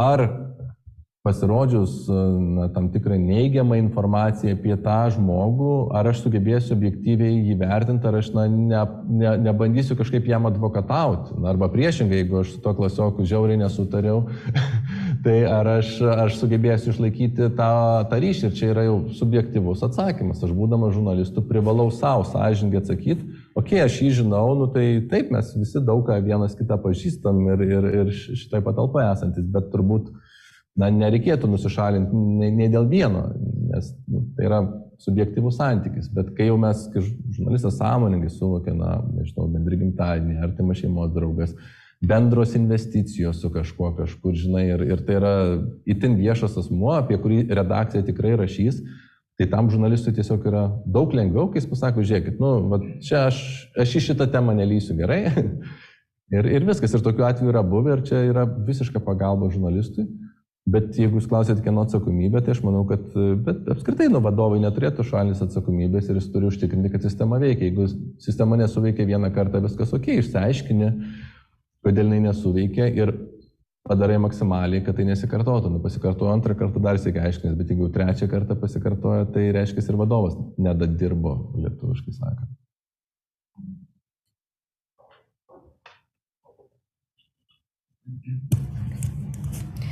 Norėčiau paklausti apie tuos kelis krizinius atvejus, apie kuriuos čia buvo užsiminta, Šarūnas Černiauskas, Tomas Dapkus. Kai pasiklausai daugelio žurnalistų, tai daugelis turi tarsi tokį labai gilų etikos pajautimą arba įsitikinimus kažkokius gilius etinius, bet tada mes turim krizinę situaciją, ten žurnalistai atleidžiami arba apie jos viešai yra labai blogai pasisakoma, jų reputacijai kenkiantis pasisakymai iš gana garsių žmonių, kita dalis žmonių juos gina irgi gana garsus ir tada ir tu nežinai, ir tie atvejai tebėra, sakykime, pakibę, ar ne, kai kurie bent jau abu tie du, ar ne, ir čia pats užsiminėt, kad dėl Tomo Dapkaus irgi ir ten neaišku, kiek to pardavinėjimų buvo. Ir auditorijai yra labai sunku, dar žurnalistai susidėlioja savo kažkokius akcentus, pasišneka su vienu, su kitu, galbūt kažkokių duomenų turi ar dokumentų randa. Bet kieno būtų užduotis iki galo ištirti tuos atvejus ir parodyti, jeigu, sakykime, ar Šarūnas Černiauskas, ar Tomas Dapkus iš tikrųjų publikavo ne žurnalistiniais principais, o kokiais kitais interesais paremtą medžiagą, ar tai nebūtų redakcijos ir atsakomybė padaryti tyrimus tų medžiagų, pasikelti, juos išnagrinėti ir tada paduoti atsakymą tai redakcijai, auditorijai, tai ką apie tai galiausiai galvoti. Nes, aš kodėl duodu tą pavyzdį dėl to tyrimo vidinio, dėl to, kad daug buvo pasaulyje, keletas tikrai pasaulyje nuskambėjusių atvejų, kuomet žurnalistai fabrikavo kūrinius ir apdovanojimus laiminti žurnalistai ir tarsi redakcija ėmėsi to uždavinio paaiškinti, tai kaip čia iš tikrųjų yra. Tai aš manau, kad tai yra pareiga, kai kyla tokios situacijos, pateikti tokį bendrą, turbūt vyriausio redaktoriaus vardu, bet bendrą organizacijos, redakcijos vertimą tos situacijos, kur įvyko, nes tikrai tų situacijų būna dviprasmiškų. Tai, man dirbant nėra buvę tokių atvejų, tai aš negaliu pasiremti savo patirtimį ir pasakyti, aš dariau taip arba taip. Tiesiog nebuvo.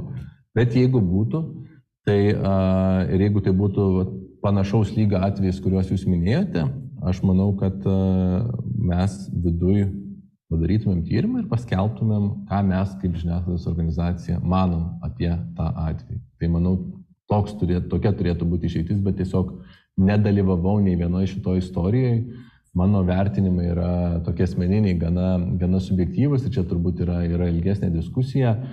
Bet kaip sistemiškai veikti, aš manau, kad turi pareigą redakcija, kurios darbuotojas sulaukia kažkokių kaltinimų, pateikti savo požiūrį. Tai čia sutinku su teiginiu, kuris buvo jūsų klausime, kad tai turėtų būti pareiga. Bet dėja tik tai teoriškai galiu kalbėti, ne praktiškai. Gal ne dėja, gal gerai.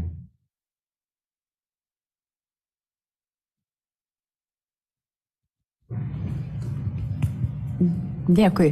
Apie nešališkumą žiniasklaidos priemonės noriu paklausti ir jūsų pavyzdį galbūt galėtumėt pateikti, kaip pas jūs tai yra sprendžiama, kai dažnai rašant žurnalistams apie tam tikrus reiškinius, įvykius yra pasitelkiama specialistų ir ekspertų nuomonė, kai tie specialistai priklauso komerciniams dariniams, na pavyzdžiui bankams. Taip.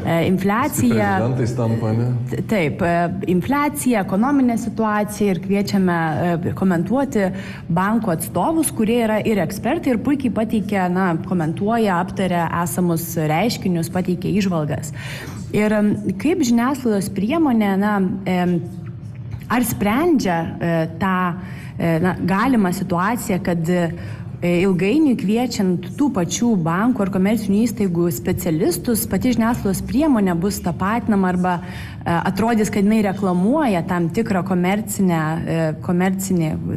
darinį, nors galbūt jūsų ta pirmoji užduotis kviečiant asmenį yra tiesiog ekspertinė nuomonė ir ne reklama. Į naudos, kaip po finansinės, komercinės naudos žiniasklaidos priemonė galbūt iš to negauna, tačiau išorėje gali pasirodyti, kad tai yra tendencingas vienos bankinės įstaigos ar kitos komercinės institucijos tendencingas jos rodymas, atstovavimas, reklamavimas. Ar tai yra sprendžiama? Ačiū, žiauriai geras klausimas. Sakyčiau, daugeliu atveju turbūt sprendžiama nepakankamai. Pas mus Banese mes esame lygiai to pačiu klausimu diskutavę. Ir konkrečiai šitų klausimų dėl ekonomistų. Ir jautėme lygiai tą patį, kad yra dominuojantis 4-5 ekonomistai, kurie sąžiningai, teisingai pristatomi kaip tam tikro banko ekonomistai, nes tu privalai nurodyti afiliaciją, bet kad jų balsas galbūt yra pernelyg dominuojantis. Ir mes buvom praktiškai pasidarę tokį pratimą, čia dar sakau, Baneso laikais perėję per universitetus, kas yra daugelį pasaulį, ekspertai vis dėlto afiliuojami ne su komercinėmis įstaigomis, su universitetais. Tai aš sutinku, kad dalis yra žurnalistų atsakomybės, kad gal nepakankamai dar ieškom, bet visgi yra ir tokia realybė, kad sunku buvo rasti, šiek tiek radom, bet tikrai sunku buvo rasti tokių gebančių komunikuoti. Ir čia turbūt vėlgi eismas dvipusis ir akademinė bendruomenė turėtų pabandyti pasitemti, kad balsas jų būtų girdimas labiau. Tai aš manau, kad taip turėtumėm turbūt ir mes, ir dabartinė redakcija dar aktyviau tą daryti. Kita vertus, vėlgi, jūs pradėjot nuo nešališkumo, aš sakyčiau, šiuo atveju turbūt svarbiausias žodis ir apskritai man toks pačiam galvoje yra sąžiningumas, nes nešališkumas tai yra, žinot, filosofinė kategorija ir absoliutaus nešališkumo be abejo, kad nepasieksim, visi esame paveikti savo pažiūrų, savo šeimos istorijos, aplinkos, kur gyvenam ir panašiai, bet turi būti sąžiningas, tai paprastas dalykas toje diskusijoje turi atspindėti kuo daugiau skirtingų nuomonių. Praeitą dieną pas mus irgi svečius buvo atėję, tarkim, Laisvosios rinkos instituto atstovai. Irgi turintis ekspertinę nuomonę ir kaip su jais diskutavom, aš sakiau, tai mums svarbus jūsų balsas, bet man svarbu, kad būtų ir jūsų balsas, ir profesinių sąjungų balsas, galbūt ir kažkokio banko ekonomistas, ir tada politinio spektro nuo liberalo iki socialisto atspindėtas diskusijų, kur yra diskusinis klausimas, mokesčių tarifai ar panašus dalykai. Tai čia mūsų pareiga, jeigu toks įspūdis susidaro ir man, kad pernelyg daug eterio duodami keliem pašnekom, todėl kad jie yra tiesiog patogesni arba labiau media friendly, tai čia yra tokio tingaus žurnalizmo pavyzdys, kai tu skambini tam, kur žinai, kad jis tau labai greit pakomentuos. Ir esam darę šitą pratimą, gerai, kad priminė, turbūt reikia pakartoti jį ir dar kartą, tikrai buvom susidarę sąrašus, tokius išsamesnius ekspertų ir tarkim, Banesas prie manęs dar pradėjo, bet dabar tęsė tokį ciklą 15 ekonomistų apklausa. Tai vat, manau, kad yra geras atsakas į tą problemą, ką jūs sakot, kad netiduodame eterio 2-3. Ten yra tikrai įvairių universitetų ekspertų, tai yra daroma žingsnių tą kryptim, bet turbūt ir mes, ir kitos redakcijos galėtų dar labiau pasitemti, nes be abejo, kad apie tai reikia diskutuoti.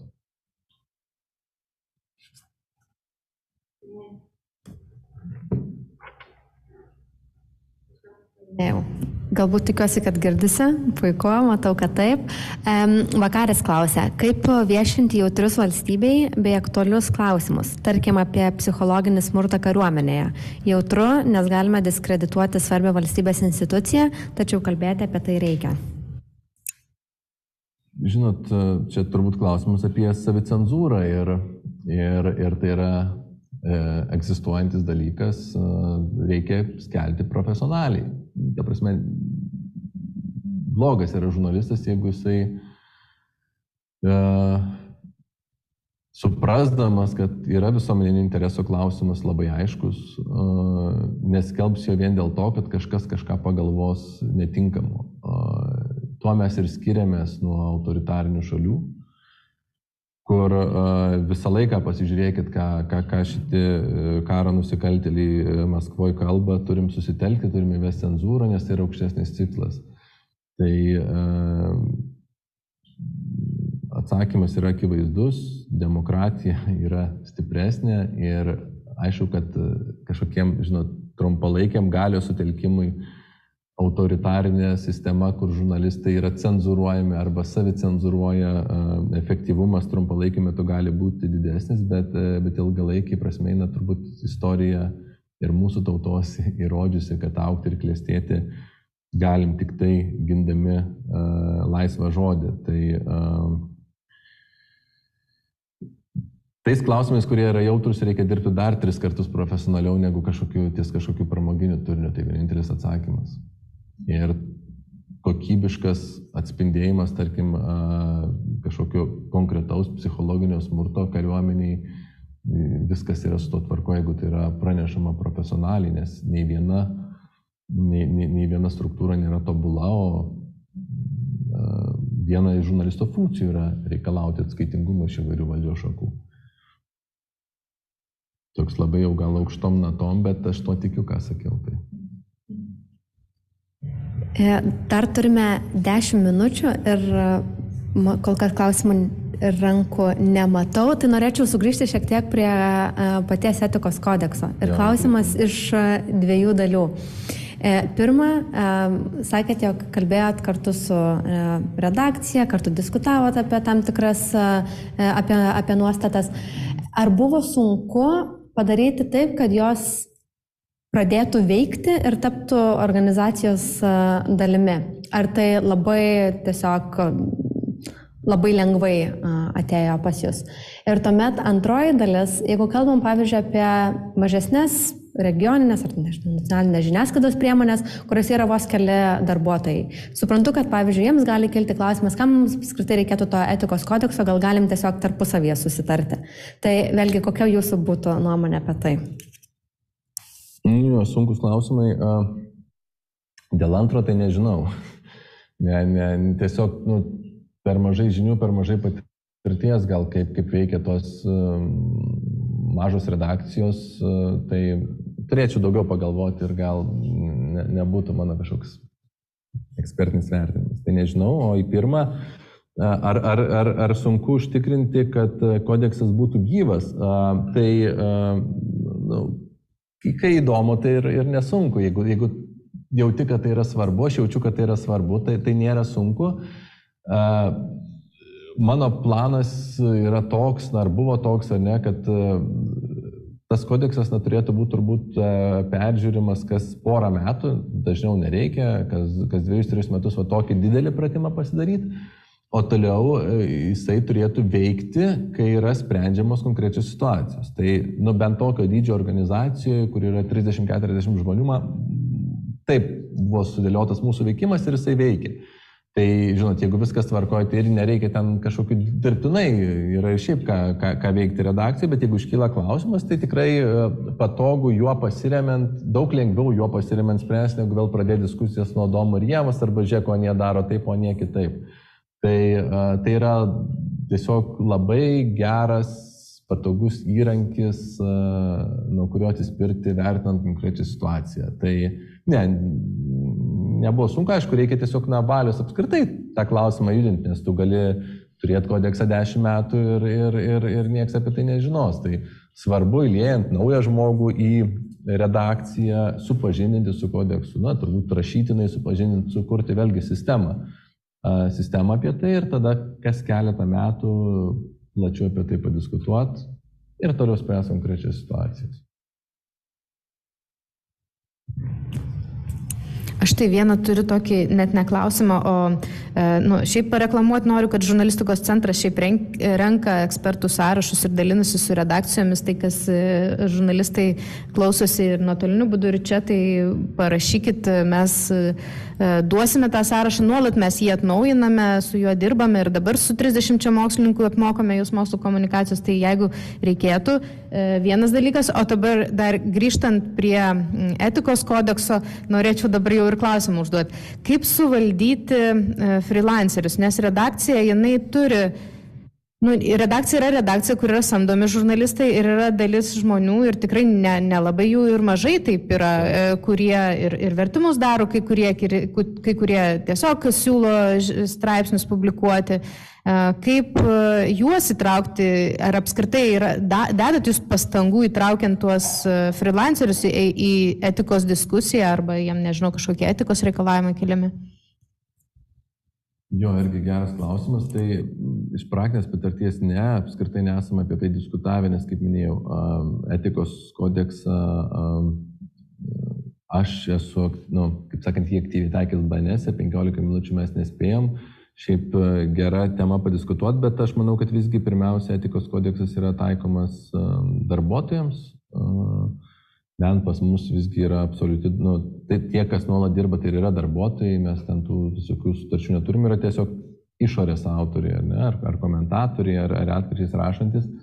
Tai nežinau, ar tikrai tai, bet mano pirma mintis turbūt būtų, kad etikos kodeksas yra darbuotojams, ir jų asmeninių nuostatų ir bendrų jau žurnalistikos etikos principų, profesinių principų mes reikalavome iš freelancerių, ar galioja tos nuostatos, kiek yra susijusios konkrečiai su turiniu, bet iš freelancerių turbūt nereikalautumėm visų šitų etikos kodeksų standartų. Tokių kaip interesų deklaracijos nėra reikalaujama. Visgi yra skirtis tarp redakcijos darbuotojų ir tarp tų, iš kurių tiesiog imame turinį, nes tada paimi turinį ir tu jau perfiltruoji jį, ar jis atitinka tavo redakcinę politiką ar ne. Tai skirtis yra gana ryški.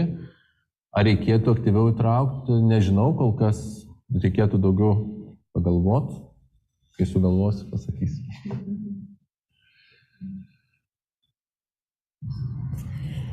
Nuo ko siūlytumėt pradėti?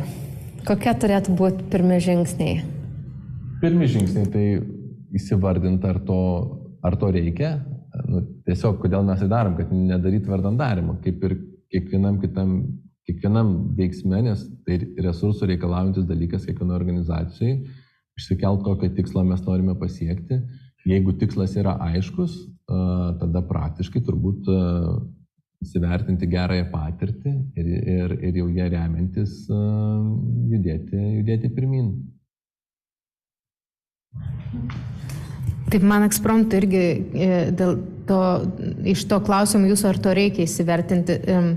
Tai kai jūs vertinote, tikrai Lietuvos žiniasklaida yra daug teisės aktų pakankamai reguliuojami ir netgi visokių etikos kodeksų. Tai kam to reikia, kai yra gana daug visokių gairių, kurios nubrėžta žurnalistams? Tai aš, kaip minėjau, yra dalis gairių, kurios yra papildomos. O tarp kitko buvo, kad iš tų kodeksų paskui tampa ir į bendrus kodeksus persikelia. Tai man dviem kryptim, nuo ko aš ir pradėjau pranešimą, tai yra organizuoti darbą redakcijos viduj, kai tu esi susitaręs dėl taisyklių. Yra daug lengviau, negu jas kiekvieną kartą kurti ar jų neturėti išrašyto, turėti tik tai galvoj. Ir antras dalykas, stiprinti pasitikėjimą tiek skaitytojų, tiek ir kitų suinteresuotų asmenų. Tai dėl šių dviejų tikslų darbo viduje ir bendravimo su išorė kodeksas praktiškai padeda, nes jame yra kai kurios detalesnės nuostatos, kai kurios sutampa, bet kai kurios ir yra detalesnės, kurios apibrėžia ir organizacijos identitetą.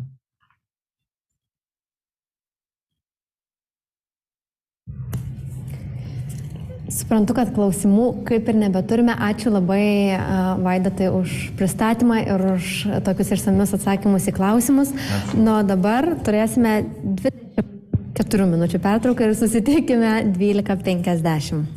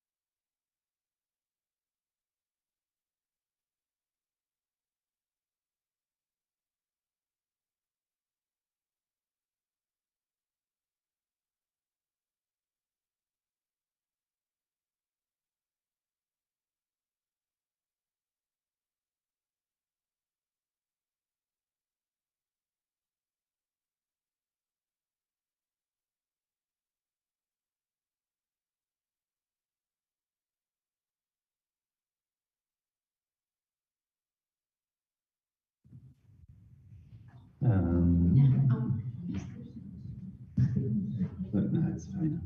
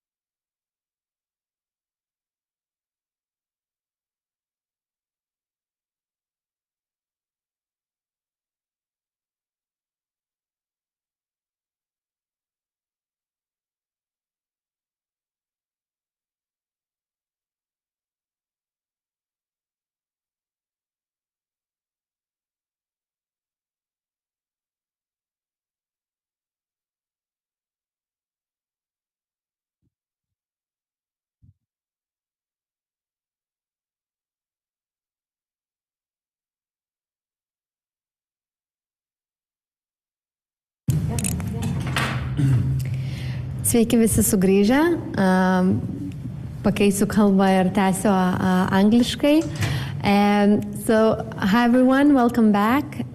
Today you can already see in your screens our last speaker, Bernard Mossiad. I'm so sorry if I'm mispronouncing your name. He is from Reporters Without Borders, and he's going to talk about ISO standards, how to develop them, how to implement them in the media outlets. So the floor is yours, Bernard.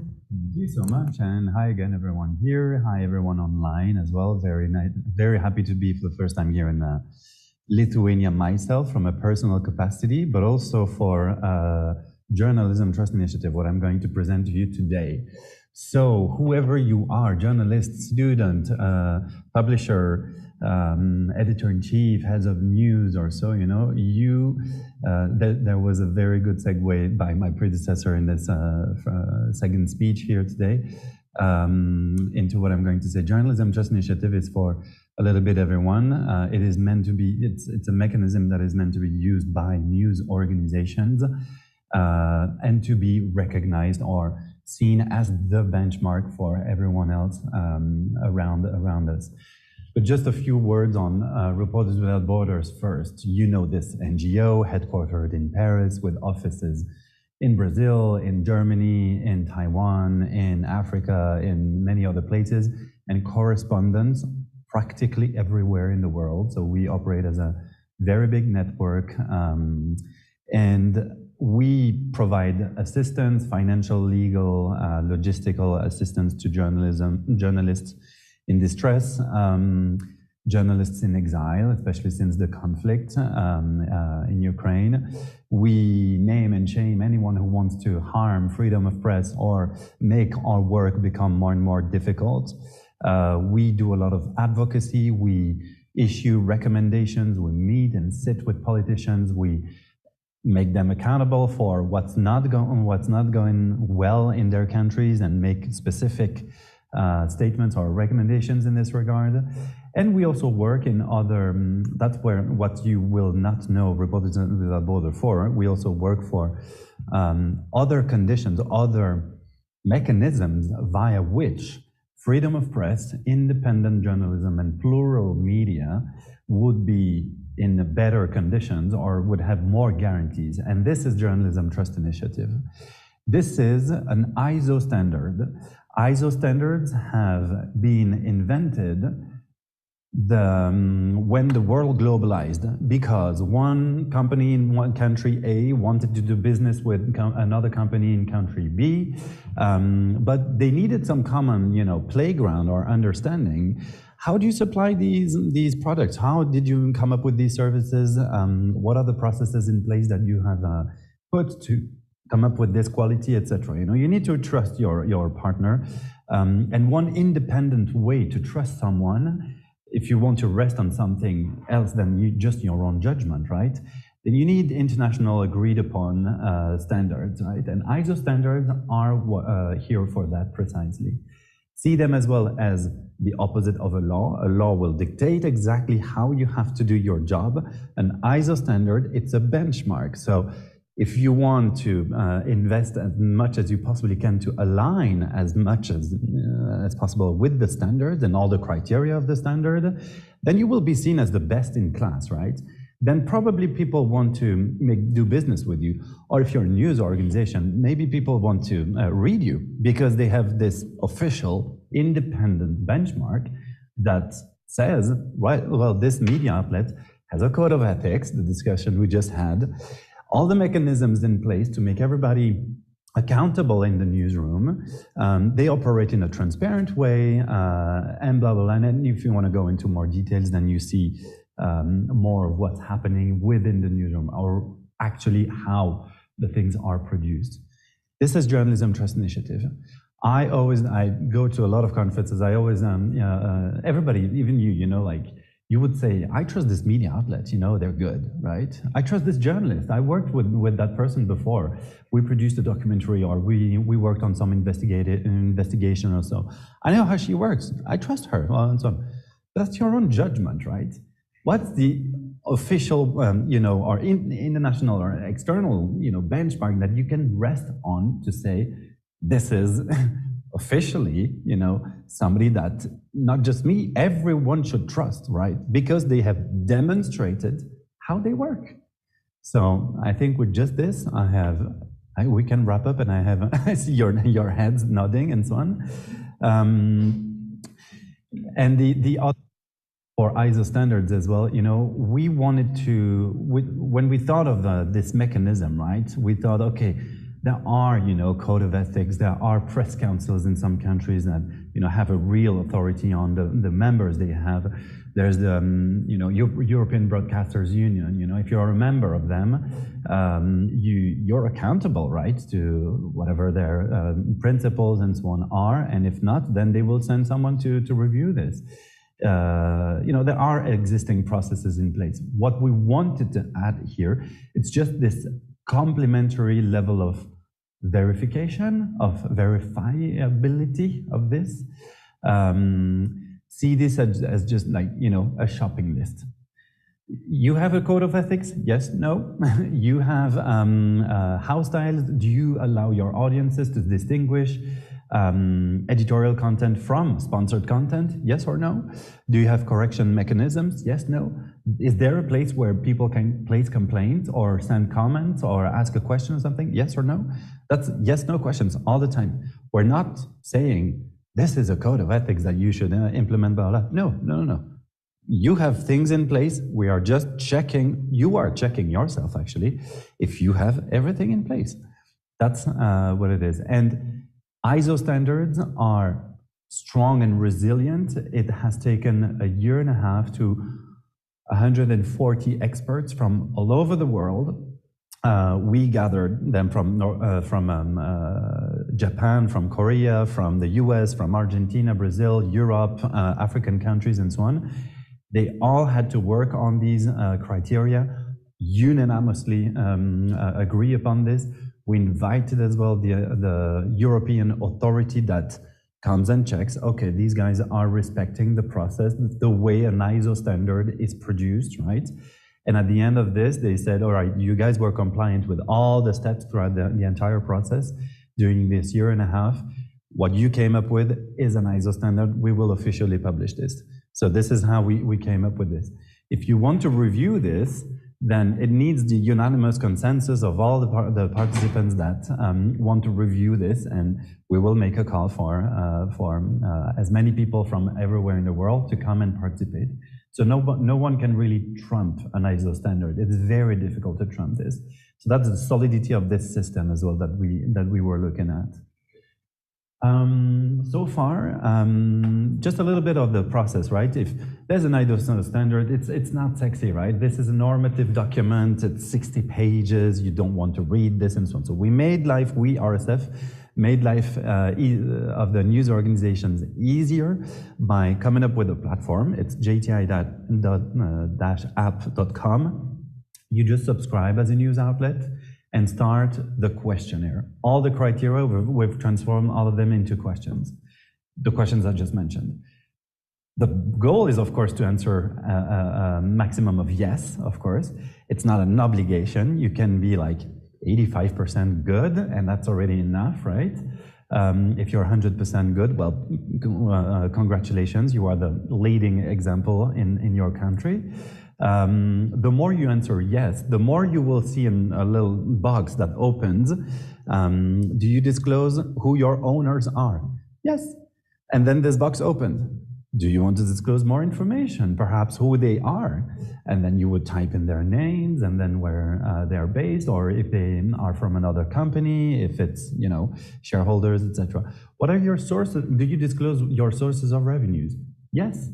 Then say a little bit more about them. It's advertising, subscription fees, and that's it, right? And then maybe proportions. I don't want to disclose my numbers because my competitors are going to use this, and it's too confidential as information. But I'm just going to say, I have 55% of my income that comes from advertising and 45% from subscription fees. There we go. That's playing the game of the transparency and being, true to your own standards and so on. And then when it comes to more editorial standards, it's, do you subscribe to external editorial guidelines or something? Yes, of course. Can we see them online? Do you publish them online? Yes, it's here. You put the URL, or you just copy and paste them in there, or you would then put the link of the press council, or so you know that you have just copy pasted or implemented the guidelines that they provide to their members, and that's it. So in 3 steps on our platform, you can check, do some sort of an internal check, right, on how compliant, right, you are with this standard. That would be the first phase, the self-evaluation. That roughly 350 news outlets around the world are involved in right now. We launched a year and a half ago, so this number is very good for us. We're very happy with this. The second step would be for you to be, when you're satisfied, right? You've done all the questionnaire, you included all your colleagues. If you're working for a large organization, LRT, TV3, they're involved in the process. They will involve HR, of course, because they are the ones to train journalists on the handbook, the house styles, everything, you know, head of operations, maybe the advertising department, and so everybody to be aware of this.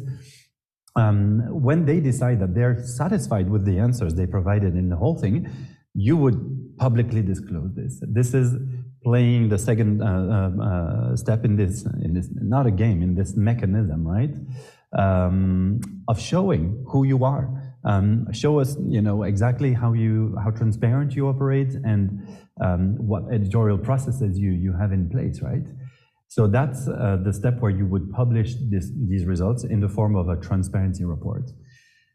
We have made this standard, the transparency report, in a standard format, and another ingredient that is very important here is that it's machine readable. So that means anything that, you know, that will use algorithmic indexation, search engines, news feeds, and so on. At some point, we're in discussions with a lot of these actors for them to start using the criteria of JTI to push, to bump up a little bit in the results, those news outlets that demonstrate these guarantees, right, with this international standard. And then the third step, it's optional. Everything is done on a voluntary basis, of course. An option would be the certification. All ISO standards open the possibility for someone else to make their self-declaration official. So you have, it's like a tax audit, it's not fun. I think for this one, they're a little bit nicer. But they come, they do interviews, they review confidential documents, they are going to make observations in the newsroom. How is this thing done? Have you crossed your sources? Have you done this, blah, blah, and so on? You know, there was this complaint. How did you respond to this? Did you publish something available to everyone? They're going to do this, right? Just an audit. They're going to verify the conformity, basically, of what you have declared in your transparency report. And it's an audit, so it costs money, of course. You don't buy a certification, you deserve a certification. So when the auditor says, all right, you are 100% compliant with everything that you declared, as I have observed and checked, etc. So you deserve the certification. There you go.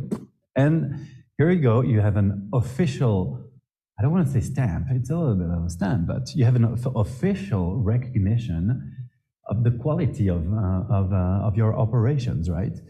And the certification is important because not only you as a media outlet are responsible of anything you have done this, but the certifier as well is, right? So it creates an additional mechanism of responsibility and perhaps complaint. I'm just going to give one example that we're still young, so we haven't seen this yet. I guess we will see this.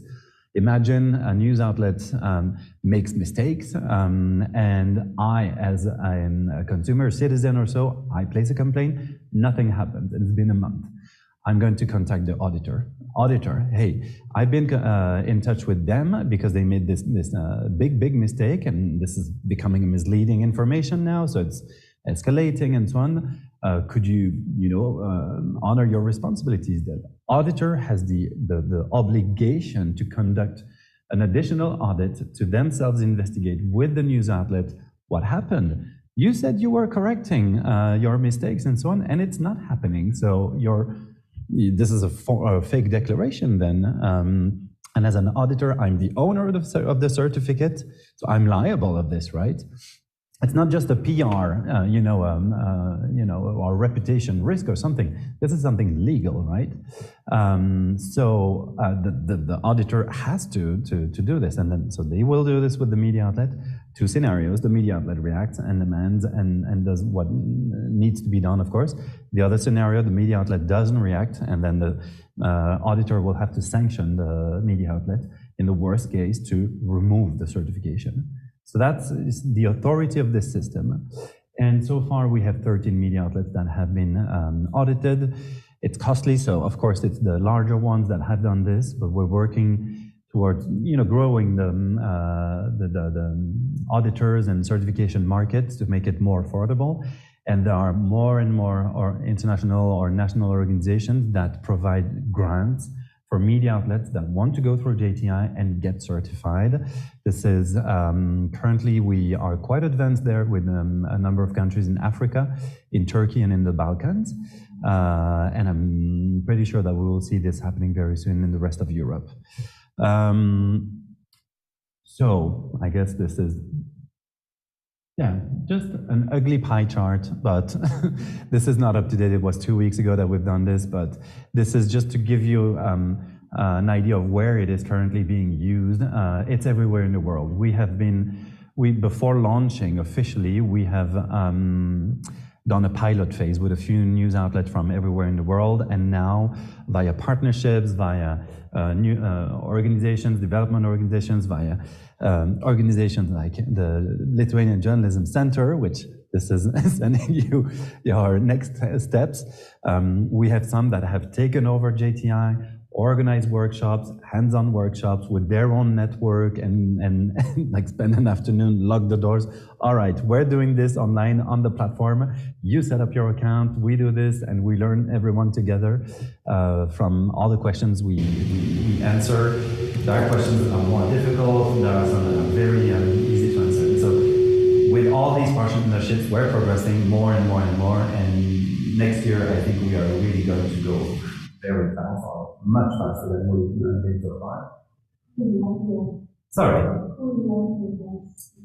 In Latvia, this is so Dozhd, the Russian TV, has now set a new legal entity in Latvia, and they are hosted by multiple partners, right? So in Lithuania, I'll get back to it after, but you have a TV3 and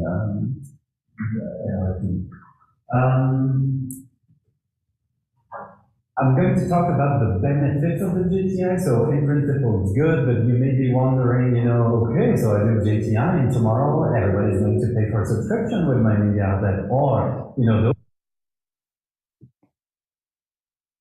way, right? Etc. No, it's not going to happen overnight. We need a critical mass in a couple of years. When it's different for everyone, then yes, it will become, a de facto thing to, as an advertiser, to recognize those who do this. Consumer associations, teachers in school, in universities, everywhere, philanthropies, donors. Little issue. Good.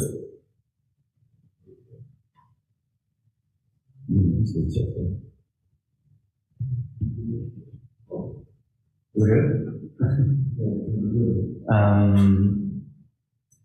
And so we want this to happen naturally, right? So we don't ourselves want to play too big of a role. We've done enough with helping the creation of this standard, but we are initiating a few partnerships, and we are pushing some discussions, especially with the tech platforms, because the problems in our industry. Okay, there's a lack of professionalism in one. I heard that in Lithuania, no one has a code of ethics. This is a bit surprising. So JTI, I think the first benefit here will be that people will, upgrade perhaps, their professional standards.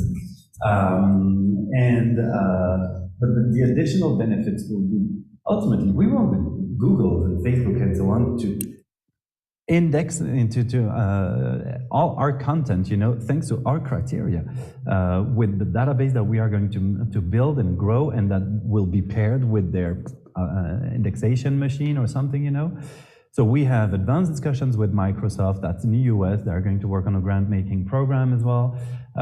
They really want this, and they're studying ways, how they're going to install these criteria in Bing and LinkedIn, which are the two platforms they own, and then discussions happening with all the others.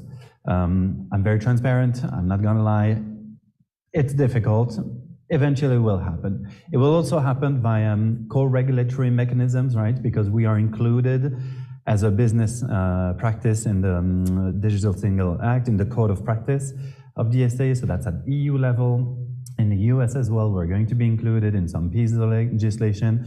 The Congress is integrating Journalism Trust Initiative as one benchmark, to use in some of the Biden administration's policies or programs.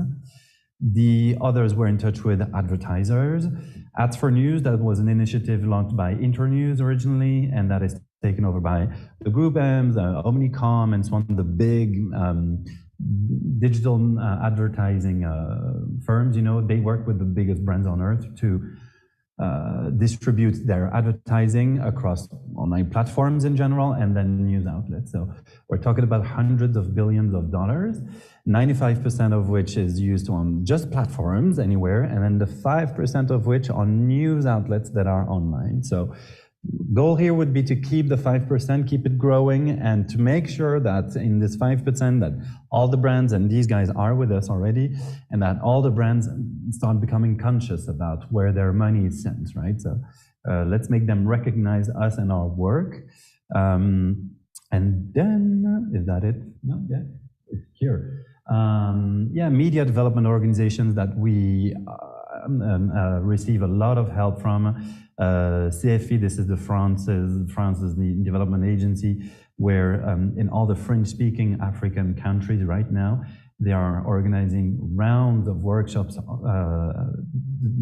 part of their programs for all the beneficiaries there. So we are the first workshop. So they want all the media outlets participating to go through JTI first, not threatening them, but telling them, listen, you need to do this because we need to trust you, and we want to include you until the end of this program. You know, so give us, you know, make some effort and go through this. So CoLab, that's in the US, IMED, that's in Greece, and so many others. And then European Broadcasters Union has been there since day one. They are promoting this with their all of their members. A lot of their members are currently going through it. Press councils in some countries, in France, in Spain mostly, especially the regional ones, which are trying to, you know, push standards and make their members adopt this to then, you know, have better collective bargaining power, right, with local authorities or philanthropies or whoever they depend on to get their money. They are on survival mode right now, right? Because there's no money. News agencies, AFP has been supporting us since day one as well. DPA in Germany is going through it right now, and then EFE in Spain as well. So some of the largest ones. And then in Lithuania, there we go. LRT has been involved in this since last year. And this is something I'm insisting on because the Director General, Monica, is, I think, doing a great job at improving all the processes internally, going against bureaucracy, of course, because it's a public service media, and doing this, keeping an open dialogue with Lithuanian authorities, the parliament, and then the ministry that she reports into, and from all the way to the top, all the way to down as well. So she's the one, you know, to have involved HR, all the journalists, everyone at each and every single level of the company, because she wants everyone to be aware of this, to be conscious of this, and just like here, my predecessor said, you know, to be accountable of what you sign up to, right?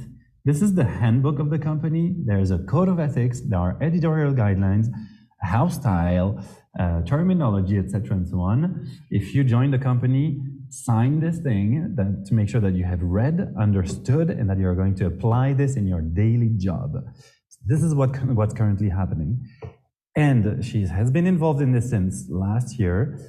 They're going to come to the point that they are reaching they are satisfied with the question, the answers they provided, and this year, before the end of November, they will publish their transparency report. So it's going to be our mini breaking news in Lithuania, and I will keep everyone posted here. And then TV3, Baltics wide, because you know it's operating in the 3 countries, is also interested in doing this. As for, you know, internal improvement of the processes, clarifications as well. They are owned by a foreign investor, if I understood correctly. They want to demonstrate to their investors that they are extra professional, that they are, you know, worth the money that they receive from the investor and so on, or the trust at least. And then on the market, of course, they will most probably, you know, use this in marketing or PR activities. But that's good because it's going to educate everyone around us, right? So, And I wanted to add also another thing is Journalism Trust Initiative focuses on journalism, right, or editorial processes. It does not, by no means, focus on individual journalists. It's for organizations only, so it's a company. ISO standards are for companies, organizations only. So it's a little, I would say it's easier to do this at company level, right? It's easier to verify everything at organization level than at individual level. And it would cause a lot of risks as well if we had done this at individual level. The other thing is also that it's not about content. We're not interested in if you're right wing, left wing, whatsoever, and so on. We're interested to see what the mechanisms are in place to guarantee the independence of your journalism. The mechanisms, I mean, all the things that I've been mentioning so far. And at LRT and TV3, so they produce news, of course. They do a lot of other things. At my hotel, I've seen that they broadcast The Simpsons, which is great. I love them. But I believe they're going to apply for the audit or certification at group level, because they're even interested for the sales departments and production departments and so on, you know, those who are not journalists per se, to be aware of this and to be also involved in this whole process. So when the audit will happen, I mean, the auditor is not going to go to a sales guy, hey, do you know, he's not in the newsroom, but at least those guys are aware of this. So you see, they're doing this at company level and not just the news unit. Some broadcasters, TF1 in France, for instance, same as TV3, I would say, they have a huge news production unit. They're only going to focus on the news production unit. It's 600 journalists, and they said, you know, it's enough. It's already a high number, so. And now, this is the second part of my little program here. I wanted everyone online and here to, even if you're, whoever you are, even if you're not a news organization and so on, I wanted to invite everyone to go on the JTI app. It's better on desktop, so sorry, user experience, we're working on this, so don't blame us. Send us the feedback, you know. We will make these improvements. Go to this app, create a fake account. I don't care, Mickey Mouse at lithuaniannews.lt. And I will then share my screen. You will land on just a tab.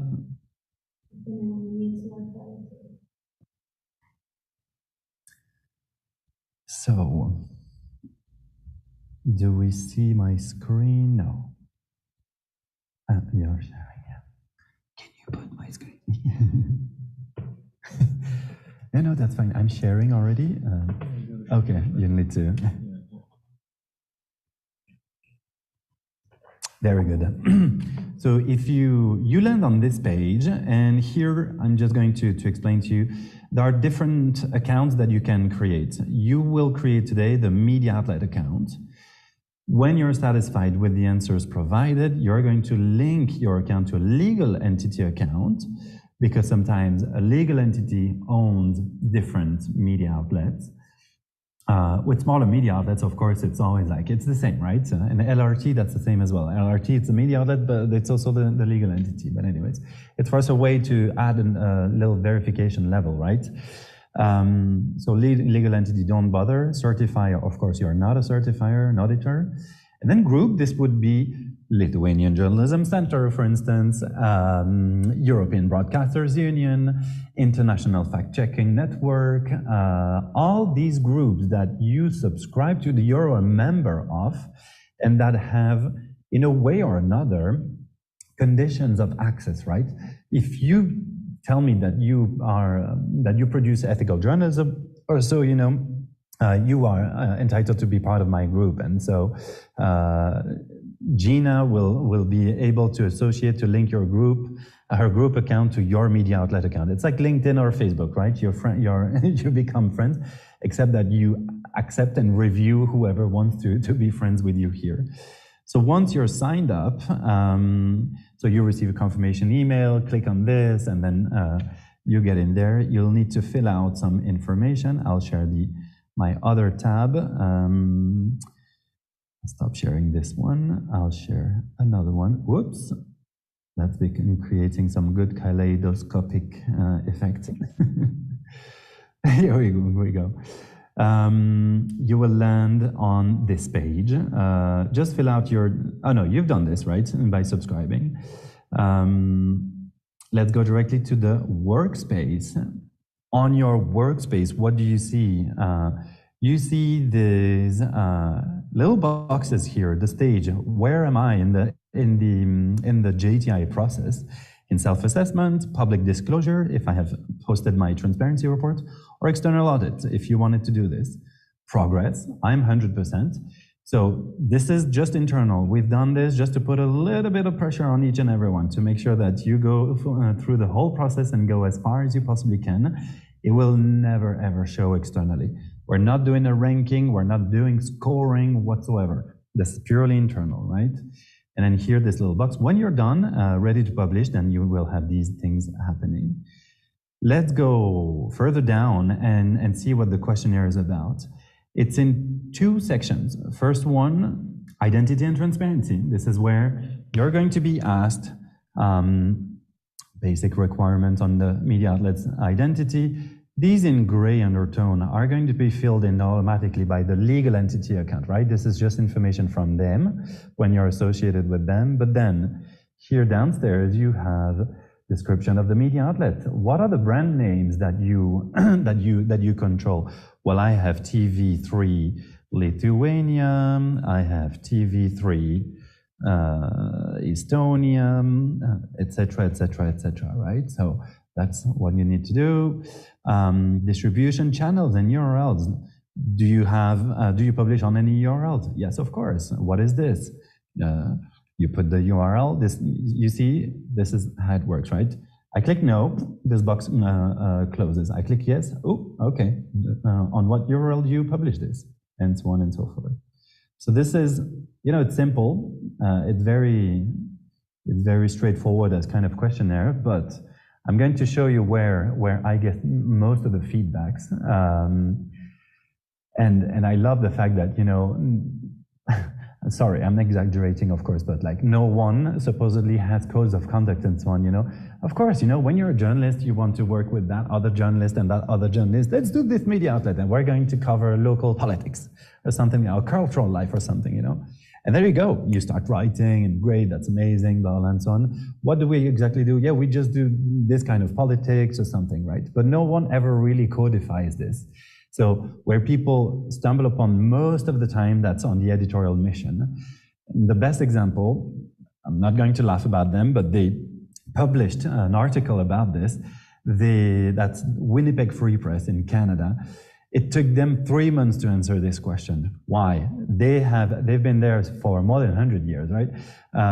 They work with local communities and so on, indigenous communities, and they only have oral transmission, a tradition of oral transmission of all of their process and their principles and processes.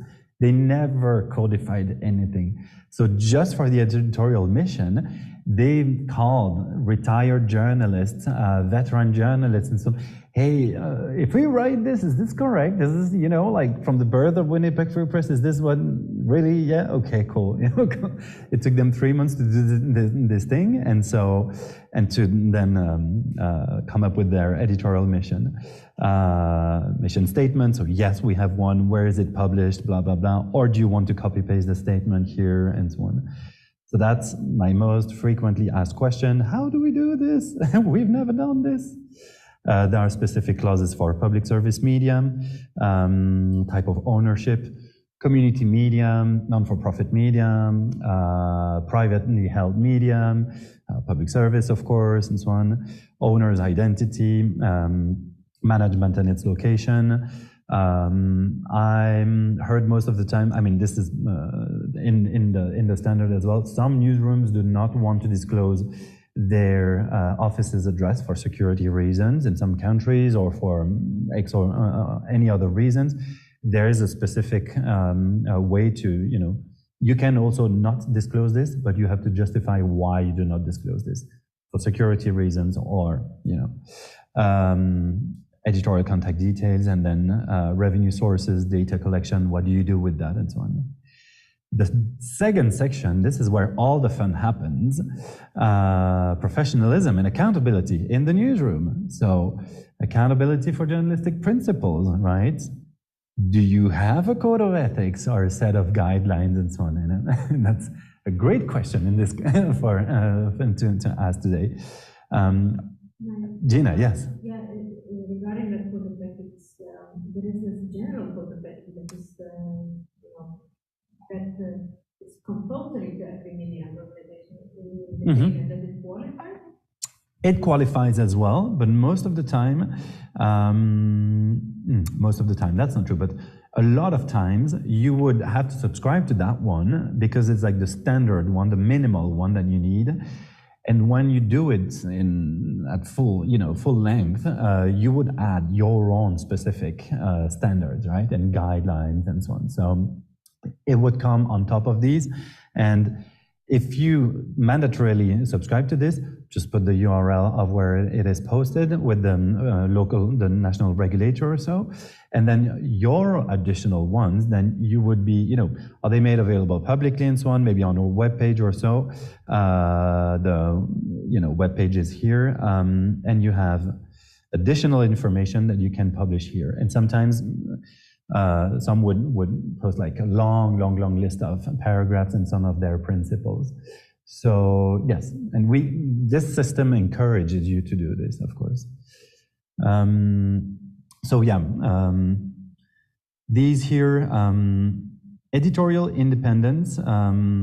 This is something that is verifiable in a number of instances. So in the ownership identity, there are specific questions asked as to, do the owners have any, direct interaction or so with any of the staff of blah, blah, blah? Please detail them. What are these? Is this just financial reporting? Or do they come and attend strategic meetings and so on, right? So, this is done to make sure that editorial independence is guaranteed. And then in conflicts of interests as well, this is in internal accountability.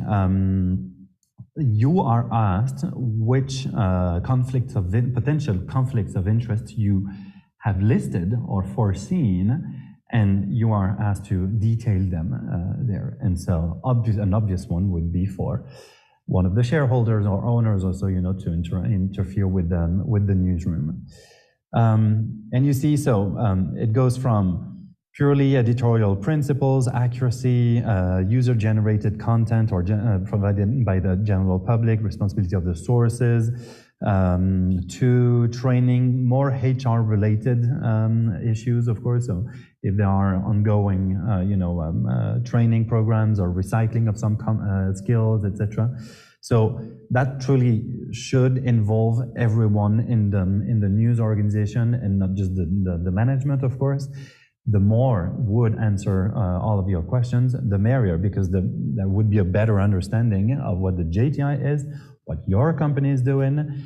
And I guess the journalists would be happy to know about the management involved in this process, right? Because they're basically supporting ethical journalism or participating in this then. And well, as a journalist, then I have worked for a brand that does ethical journalism, and that shows it. So it's just beneficial. And sorry, I will stop selling the JTI. I think it's a good time to ask questions. I've been talking a lot. Us francophone, we speak a lot. So please, and online as well. I don't know if there's a way that we can get questions from people who are online, but please shoot, and I will stop sharing. Sorry, you'll have to put another slide or something. Yes, there is a way. So if anyone has questions who are online, please either write them in a chat box or raise your hand. We will see it, and you will have the floor to ask that. Or if you have any comments for Bernard as well.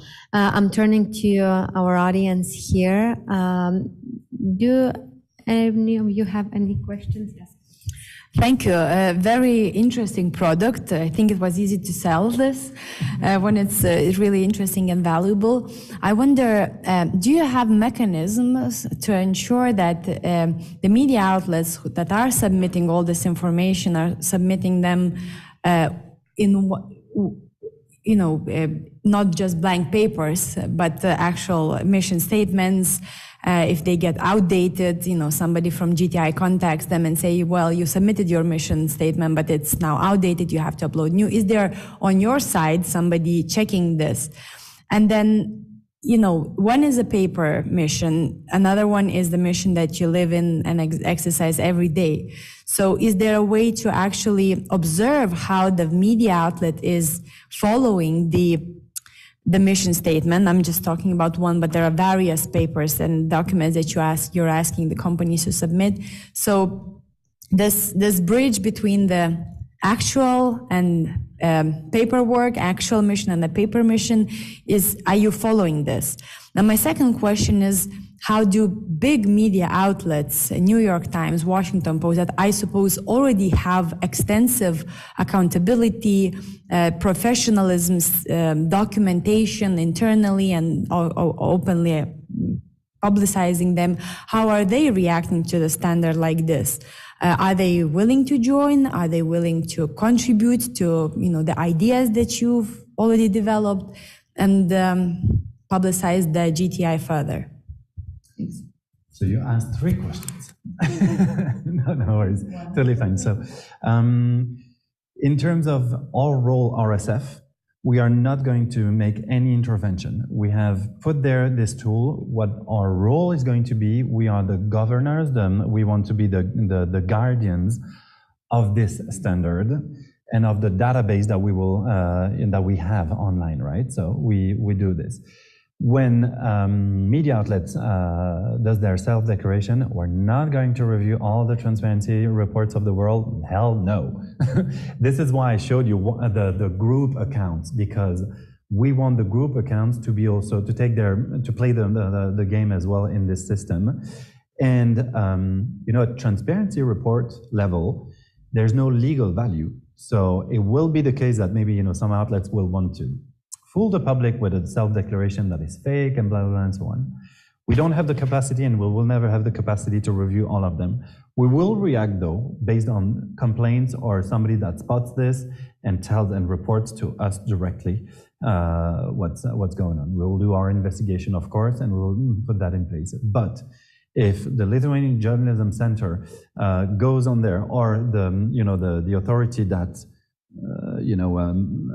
makes it mandatory to have a code of ethics or something is as well on this platform, and it's connected to all the media outlets that have received a registration number to operate as a media outlet, then that's up to them to organize this steering committee to review a little bit those self-declarations. Does it exist in currently here in Lithuania? Do they go and review what the newsrooms do? I don't think so. Nowhere in the world. Maybe in some countries, maybe in the Nordics also, or in Estonia, or I don't know, the top countries in our index, right? But it doesn't exist, right? So this is a place where you can do this. As a group account, anyone I'm associated with that does an edit to their transparency report, there's a timestamp to all these edits, so it's kept in the transparency report. And as a group account, I'm notified. 15 Minutes has updated their editorial policies and so on. That's it. That's the notification I get. As the Journalism Center here, I'm interested to know this, so okay, I'll go and check it on their transparency report, clause number 9 or something, all good, all safe, we're good, right? So it's a peer review, right? Because the transparency report has no legal value. But this is the least worst solution at this stage, right? That we can do it. And then on top of this, as a media outlet, one thing is to publish the transparency report. So the first time will take time for everyone, of course. but we have made this platform to force everyone to renew the exercise every year. You don't lose all the data, but next year you're obliged to renew the exercise and to resubscribe or so, otherwise the transparency report gets unpublished. So imagine you're doing this, you're 75% good with the standard, but you've identified this and this and this. Okay, I don't have the time, of course. I have a full-time job. JTI is not my full-time job, but I have singled out these areas for improvement, and I'm gonna give myself 1 year to implement these changes, right? So that's what it's meant for. And this ongoing renewal, it's going to go, endlessly, right? For news outlets to be encouraged to do more each time. So this was your first question. Control mechanism that the media outlet applies, what is it, Claude? Okay, I think I've answered in part. At transparency level, report level, at certification level, I explained this, right? So you officially, because it's official, you have responsibilities. There are legal responsibilities and, situations if you do not apply this, so that's a solid system. And your last question, established outlets and so on, do they support this? I worked for Politico Europe before. I was in the launch team when they launched the brand in Brussels. And of course, we wanted to be seen as best in class. We were investing in journalism in a town that journalism was accessible to all, free, sponsored by donations or advertising, not clear labeling of sponsored content and editorial content because lobby town and blah and so on, We wanted to be seen as best in class. And so our editorial guidelines and so on were the strictest, and until now as well, it's a pure player in this field, right? But they're interested to see this. In the US, we have Washington Post who is going through it. Associated Press is going through it as well. In Colorado, because we have this partnership, we have a lot of community media outlets, smaller media outlets. Colorado Public Radio is going through the audit right now. It's a very big radio. There are a lot of them that are involved in that. Some will tell you, we want to show the example and we want others to follow. Some will tell you, as a large organization, we are seen as best in class, but actually internally, it's a hell to implement this. And so JTI is one way for us to, okay, let's get it done. Because it's so structured. It's a shopping list, It's 130 questions. If you don't have the 130 ingredients, your dinner is not going to be great. Right? Next questions?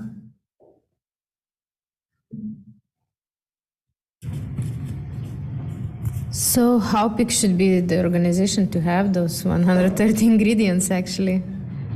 How big should be the organization to have those 130 ingredients? I'm sorry. How big? Like the organization should be? It's for all sizes. So ISO standards apply to companies, right? Any size. We have our media outlets, and there's one in Togo. It's 2 people. 2 people only. There's one in south of France. It's the husband and wife, 2 people as well. They live on donations and some subscription fees and so on. But they're a company, and they want to do this. And then all the way from 1, not 0, 1 to unlimited. The largest one that is involved in there is France Télévisions, 1,300 journalists. Plus all the other staff, so thousands of people. Imagine when CNN is going to do this. Or BBC. One thing I will say as well, that's a good example, TV3. They are one group, you may see them as one only brand and so on, but actually this is, it's 3 different newsrooms. They have ethical processes or principles that are different across the 3 countries. And so when they ask me, how do we do this? We really want to go through the audit and so on. Can we do just one audit and so on? I'm like, I'm not an auditor, so please ask the question to them. But I know that they will tell you, you will have to go through 3 different audits because a across the 3 countries, you apply different principles. So it's different declarations here, right? So it's going to have to be 3. France Télévisions, they've done the audit for the news production unit. You know, France Télévisions, they have France 2, France 3, France Info, so many other brands, you know, online portals, radio, TV, so many things. And, but it's one news production unit for every department, every brand on earth where they operate. So one same thing that produces and gets published, distributed there. So it was one certification, right? Only one code of ethics. Swiss Info, Switzerland, 3 different languages and so on. And so, and the Swiss are like crazy with standards and so on, right? So they would of course have standards for, you know, the door handle, the thing, the blah, blah, blah, and so on, right? And when they've done this, their feedback was like, Jesus, we have all possible labels and so on. And we're a news organization and we never thought of it, you know, something like this for what we actually do, you know. And so now they're certified for the online portal only.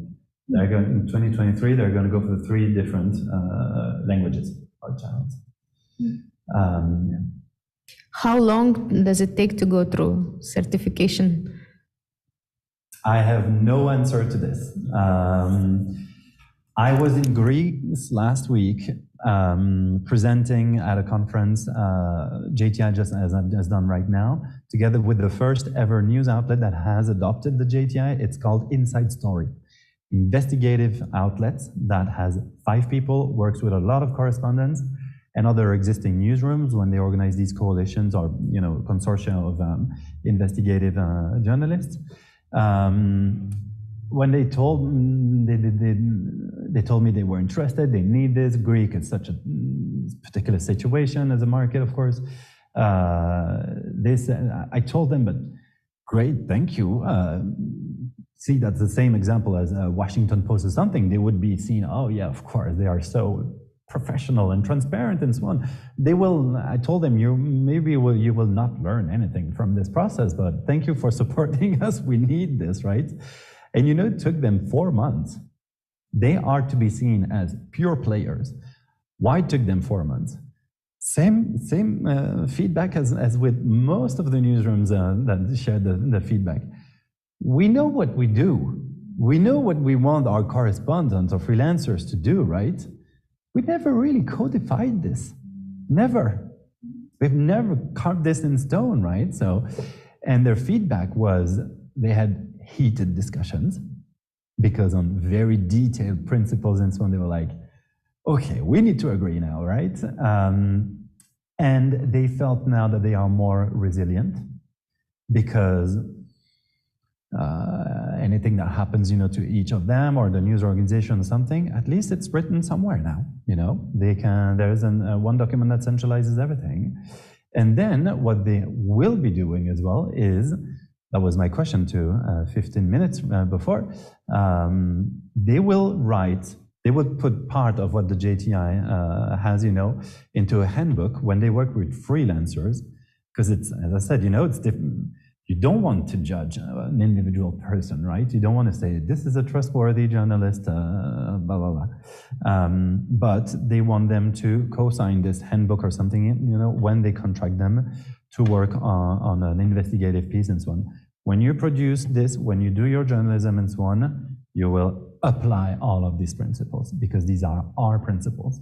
And that's our quality control mechanism to make sure that from at each step of the production chain, right, we are, you know, walking the talk. Yeah.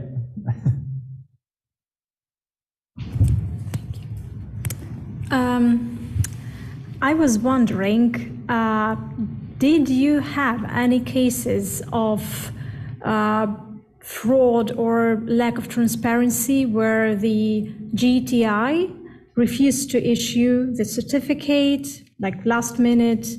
If yes, then how many? What was the process of due diligence? And the other question is, do you work with UK media outlets, media companies, and with whom? Thank you. Yes. Certificates rejected, we have not yet seen the case.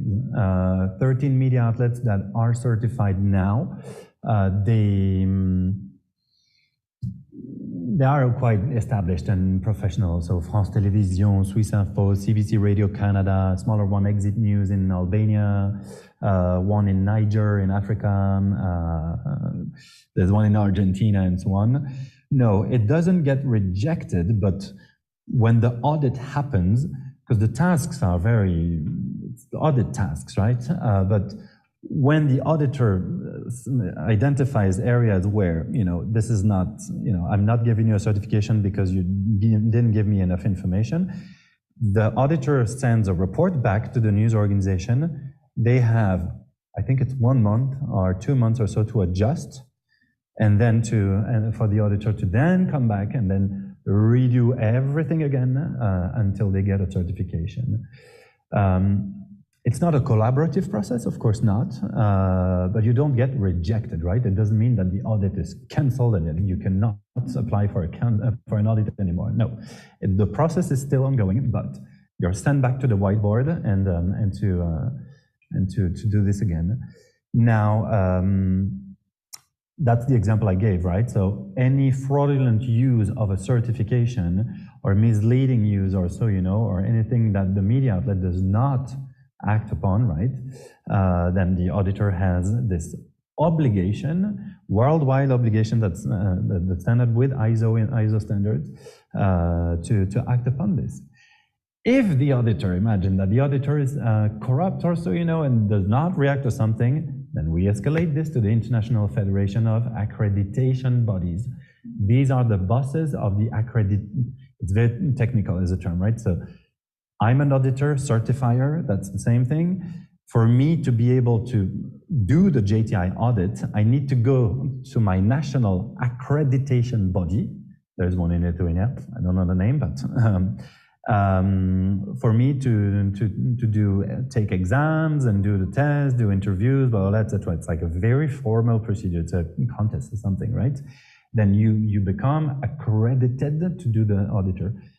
Above the national accreditation body, you have this international thingy. So the auditor is corrupt, you go to your accreditation body. The accreditation body is corrupt, you go into the international one. And maybe you want to bring along, a politician or someone who has like an international clout or, to make some big scandal. Lithuania is so corrupt and so on. So no. The goal is for JTI to survive, right? JTI cannot be, it's there, that's a standard. The people who will use it, we will see this, in some, difficult countries, I don't know. Second question, we work with UK outlets. They are in the self-evaluation phase, The Guardian, Future, so these are the ones who own Marie Claire or something, and Global, online radios, portals, and so on. So yes, BBC has been in there since the beginning.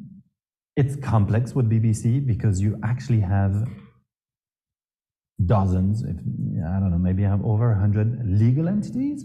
There's a BBC West Africa, it's a different entity. There's BBC UK, it's a different entity. There's BBC Ireland, it's a different entity. So we're not here to be pushy. they can take their sweet little time, but the day they are aware of us, right? So, so yeah. So if I'm a media outlet and I want to see like some good case examples on whom I should look up to, do I necessarily need to register and join the group in order to see that? Or maybe you even showcase some examples? So just to see examples, that's something that, and don't blame us, our platform is still very young, but it was on purpose as well. We wanted to wait for a minimum number of media outlets that are involved in this. I think now we have, I think it's around 50 transparency reports. Some of them are certificates, right? But it's all transparency reports. We're going to, before the end of the year, that's my internal battle, to open this because it's meant to be like this, an open source database, and where everybody, you'll go there. You want to go in one specific country, you want to see a public service media, for instance, or any media or something, with some parameters, you will be able to,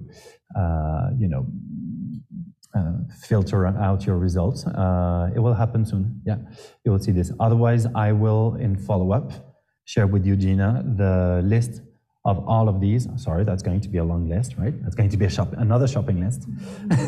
And so you see the few examples that we had so far. And when LRT is going to go to publish their transparency report, I mean, you are plugged in your national, local news, so you will hear about it, I'm sure of it. But otherwise, I mean, I'll keep you posted that as well. And if you want to share this with your network, you will see this. Monica, the Director General, that I met this morning, already talked about it, actually, that they are involved in this process, that they believe in this, but not only primarily for internal purposes, but also to support at EU level, of course, those programs and policies in place by this current European Commission, European Media Freedom Act, Digital Signal Act, and this chapter in the Code of Conduct for the platforms to do everything they can to support ethical journalism, transparent and trustworthy journalism. So you'll hear about that, yes. And TV3 even more, I'm sure they will organize a party, I hope so.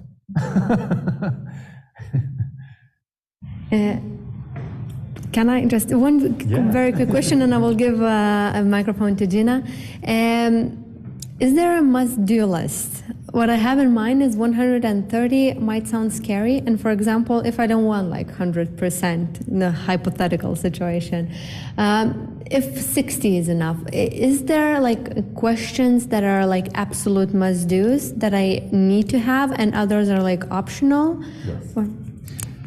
Most of the questions are mandatory. If you don't have editorial guidelines, you're not a media outlet, I'm sorry. So that's mandatory. If you don't have an ongoing HR policy for ongoing media training or training on your guidelines, etc., and so on, it's optional. It's best, of course, as a business practice, but that question has been made optional because in Albania Exit News, it's 3 people. So the CEO is the editor-in-chief, the HR manager, the cleaning lady, the person who handles the programmatic account for the digital advertising, etc., etc., etc., right? So, I mean, you see, that's she doesn't have a HR department or something. So some questions she left them, unanswered or answered no or something, and that's fine. I don't know what the percentage she was, but she was definitely not 100%. I'm sure, So yeah, no, yeah, that's how it is. It is scary, but my best advice, and I'm sorry, I'm gonna get into the practicalities of this thing. Everybody who's jumping into JTI for the first time, it's the first time for everyone, of course. So it will take time. Take your time, please, and don't freak out. But put yourself a reminder every Thursday or a Thursday every 2 weeks or something, your morning coffee, just open JTI. Take like 30 minutes, right? You do 2-3 questions. Otherwise, you're going to be like, and do it like this. And then you will start seeing one question. Oh, that's not for me. That's for her, the head of news. This question, that's more for the ombudsperson. This question is for blah, blah, blah, and so on. So. Yeah, the reason why I was asking is because I also I see it as a very good opportunity to just see whether you even have basics when you're a media outlet. And yeah, Gina, please. I wanted to ask whether Journalism Trust Initiative as a product has its story, how it was born, and how it came to this product that we see now. Exactly. RSF, of course, we are in discussions with journalists from all over the world, but publishers as well, advertisers, tech companies, government, so many people. And basically, it's been going on for so many years now. We came up with this fact that trust is very subjective, as I said in my introduction, right?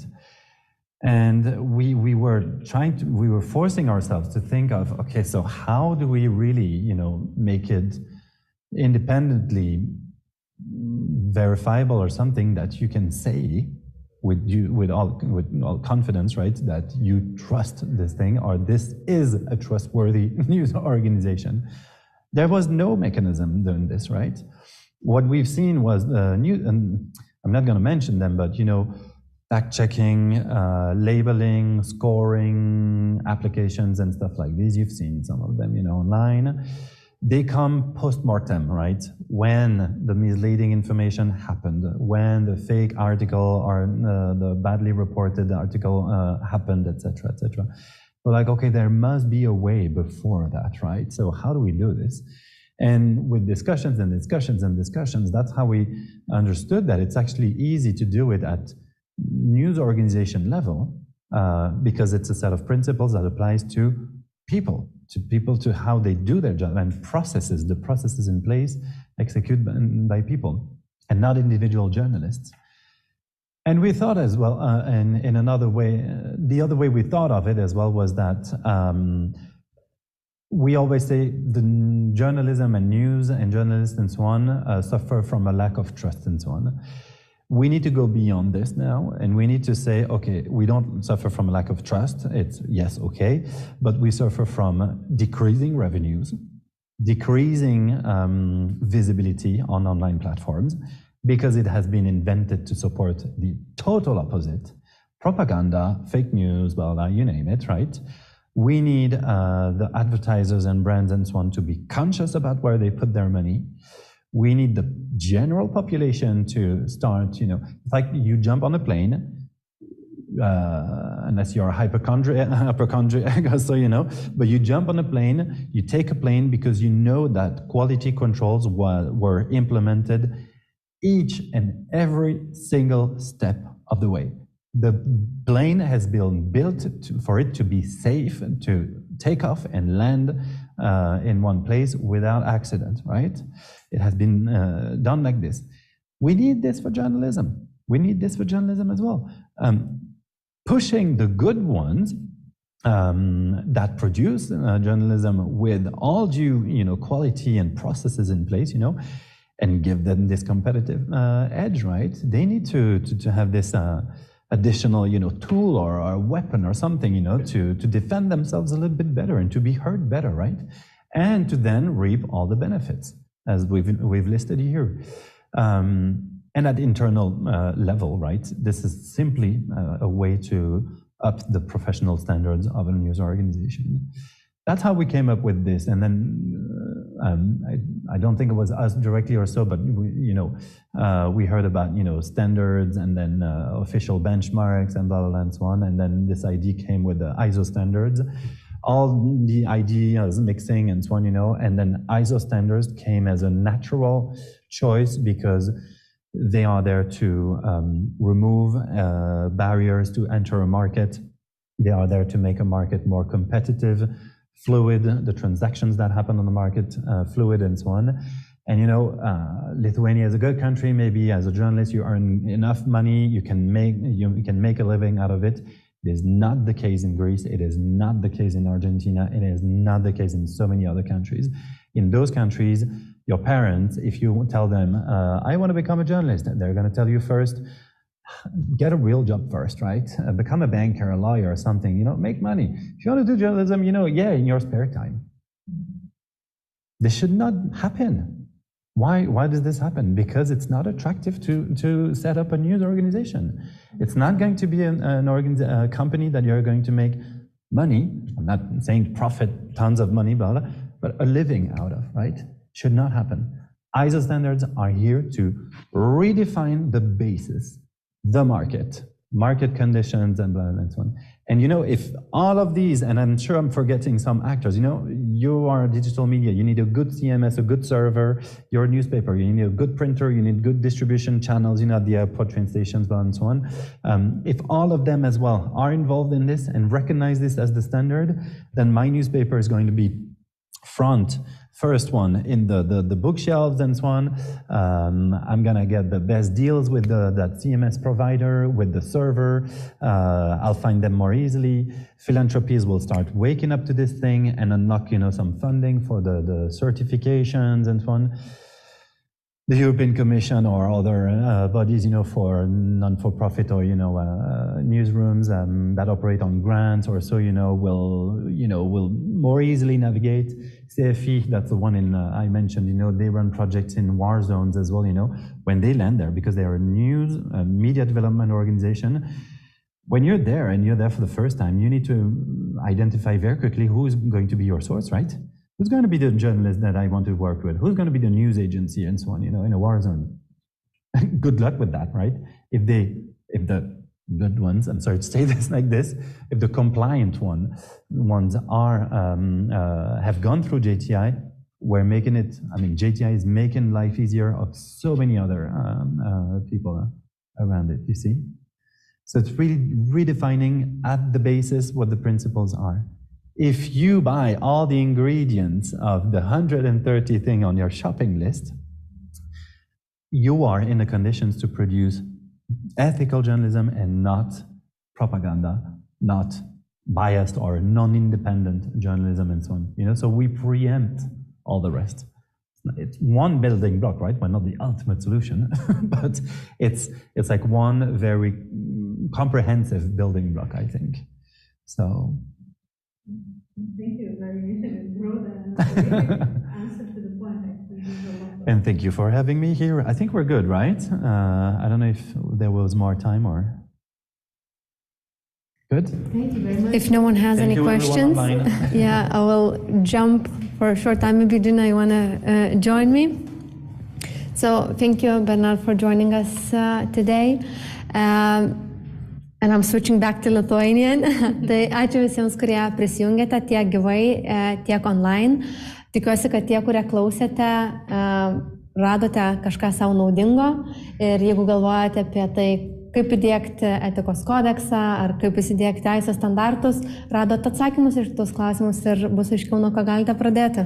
Taip, ir mes manom, kad visos šitos žinios turėtų padėti, pritraukiant daugiau auditorijos, skatinant auditoriją labiau pasitikėti ir apskritai auginant savo auditoriją ir jos pasitikėjimą žiniasklaidą ir žurnalistais.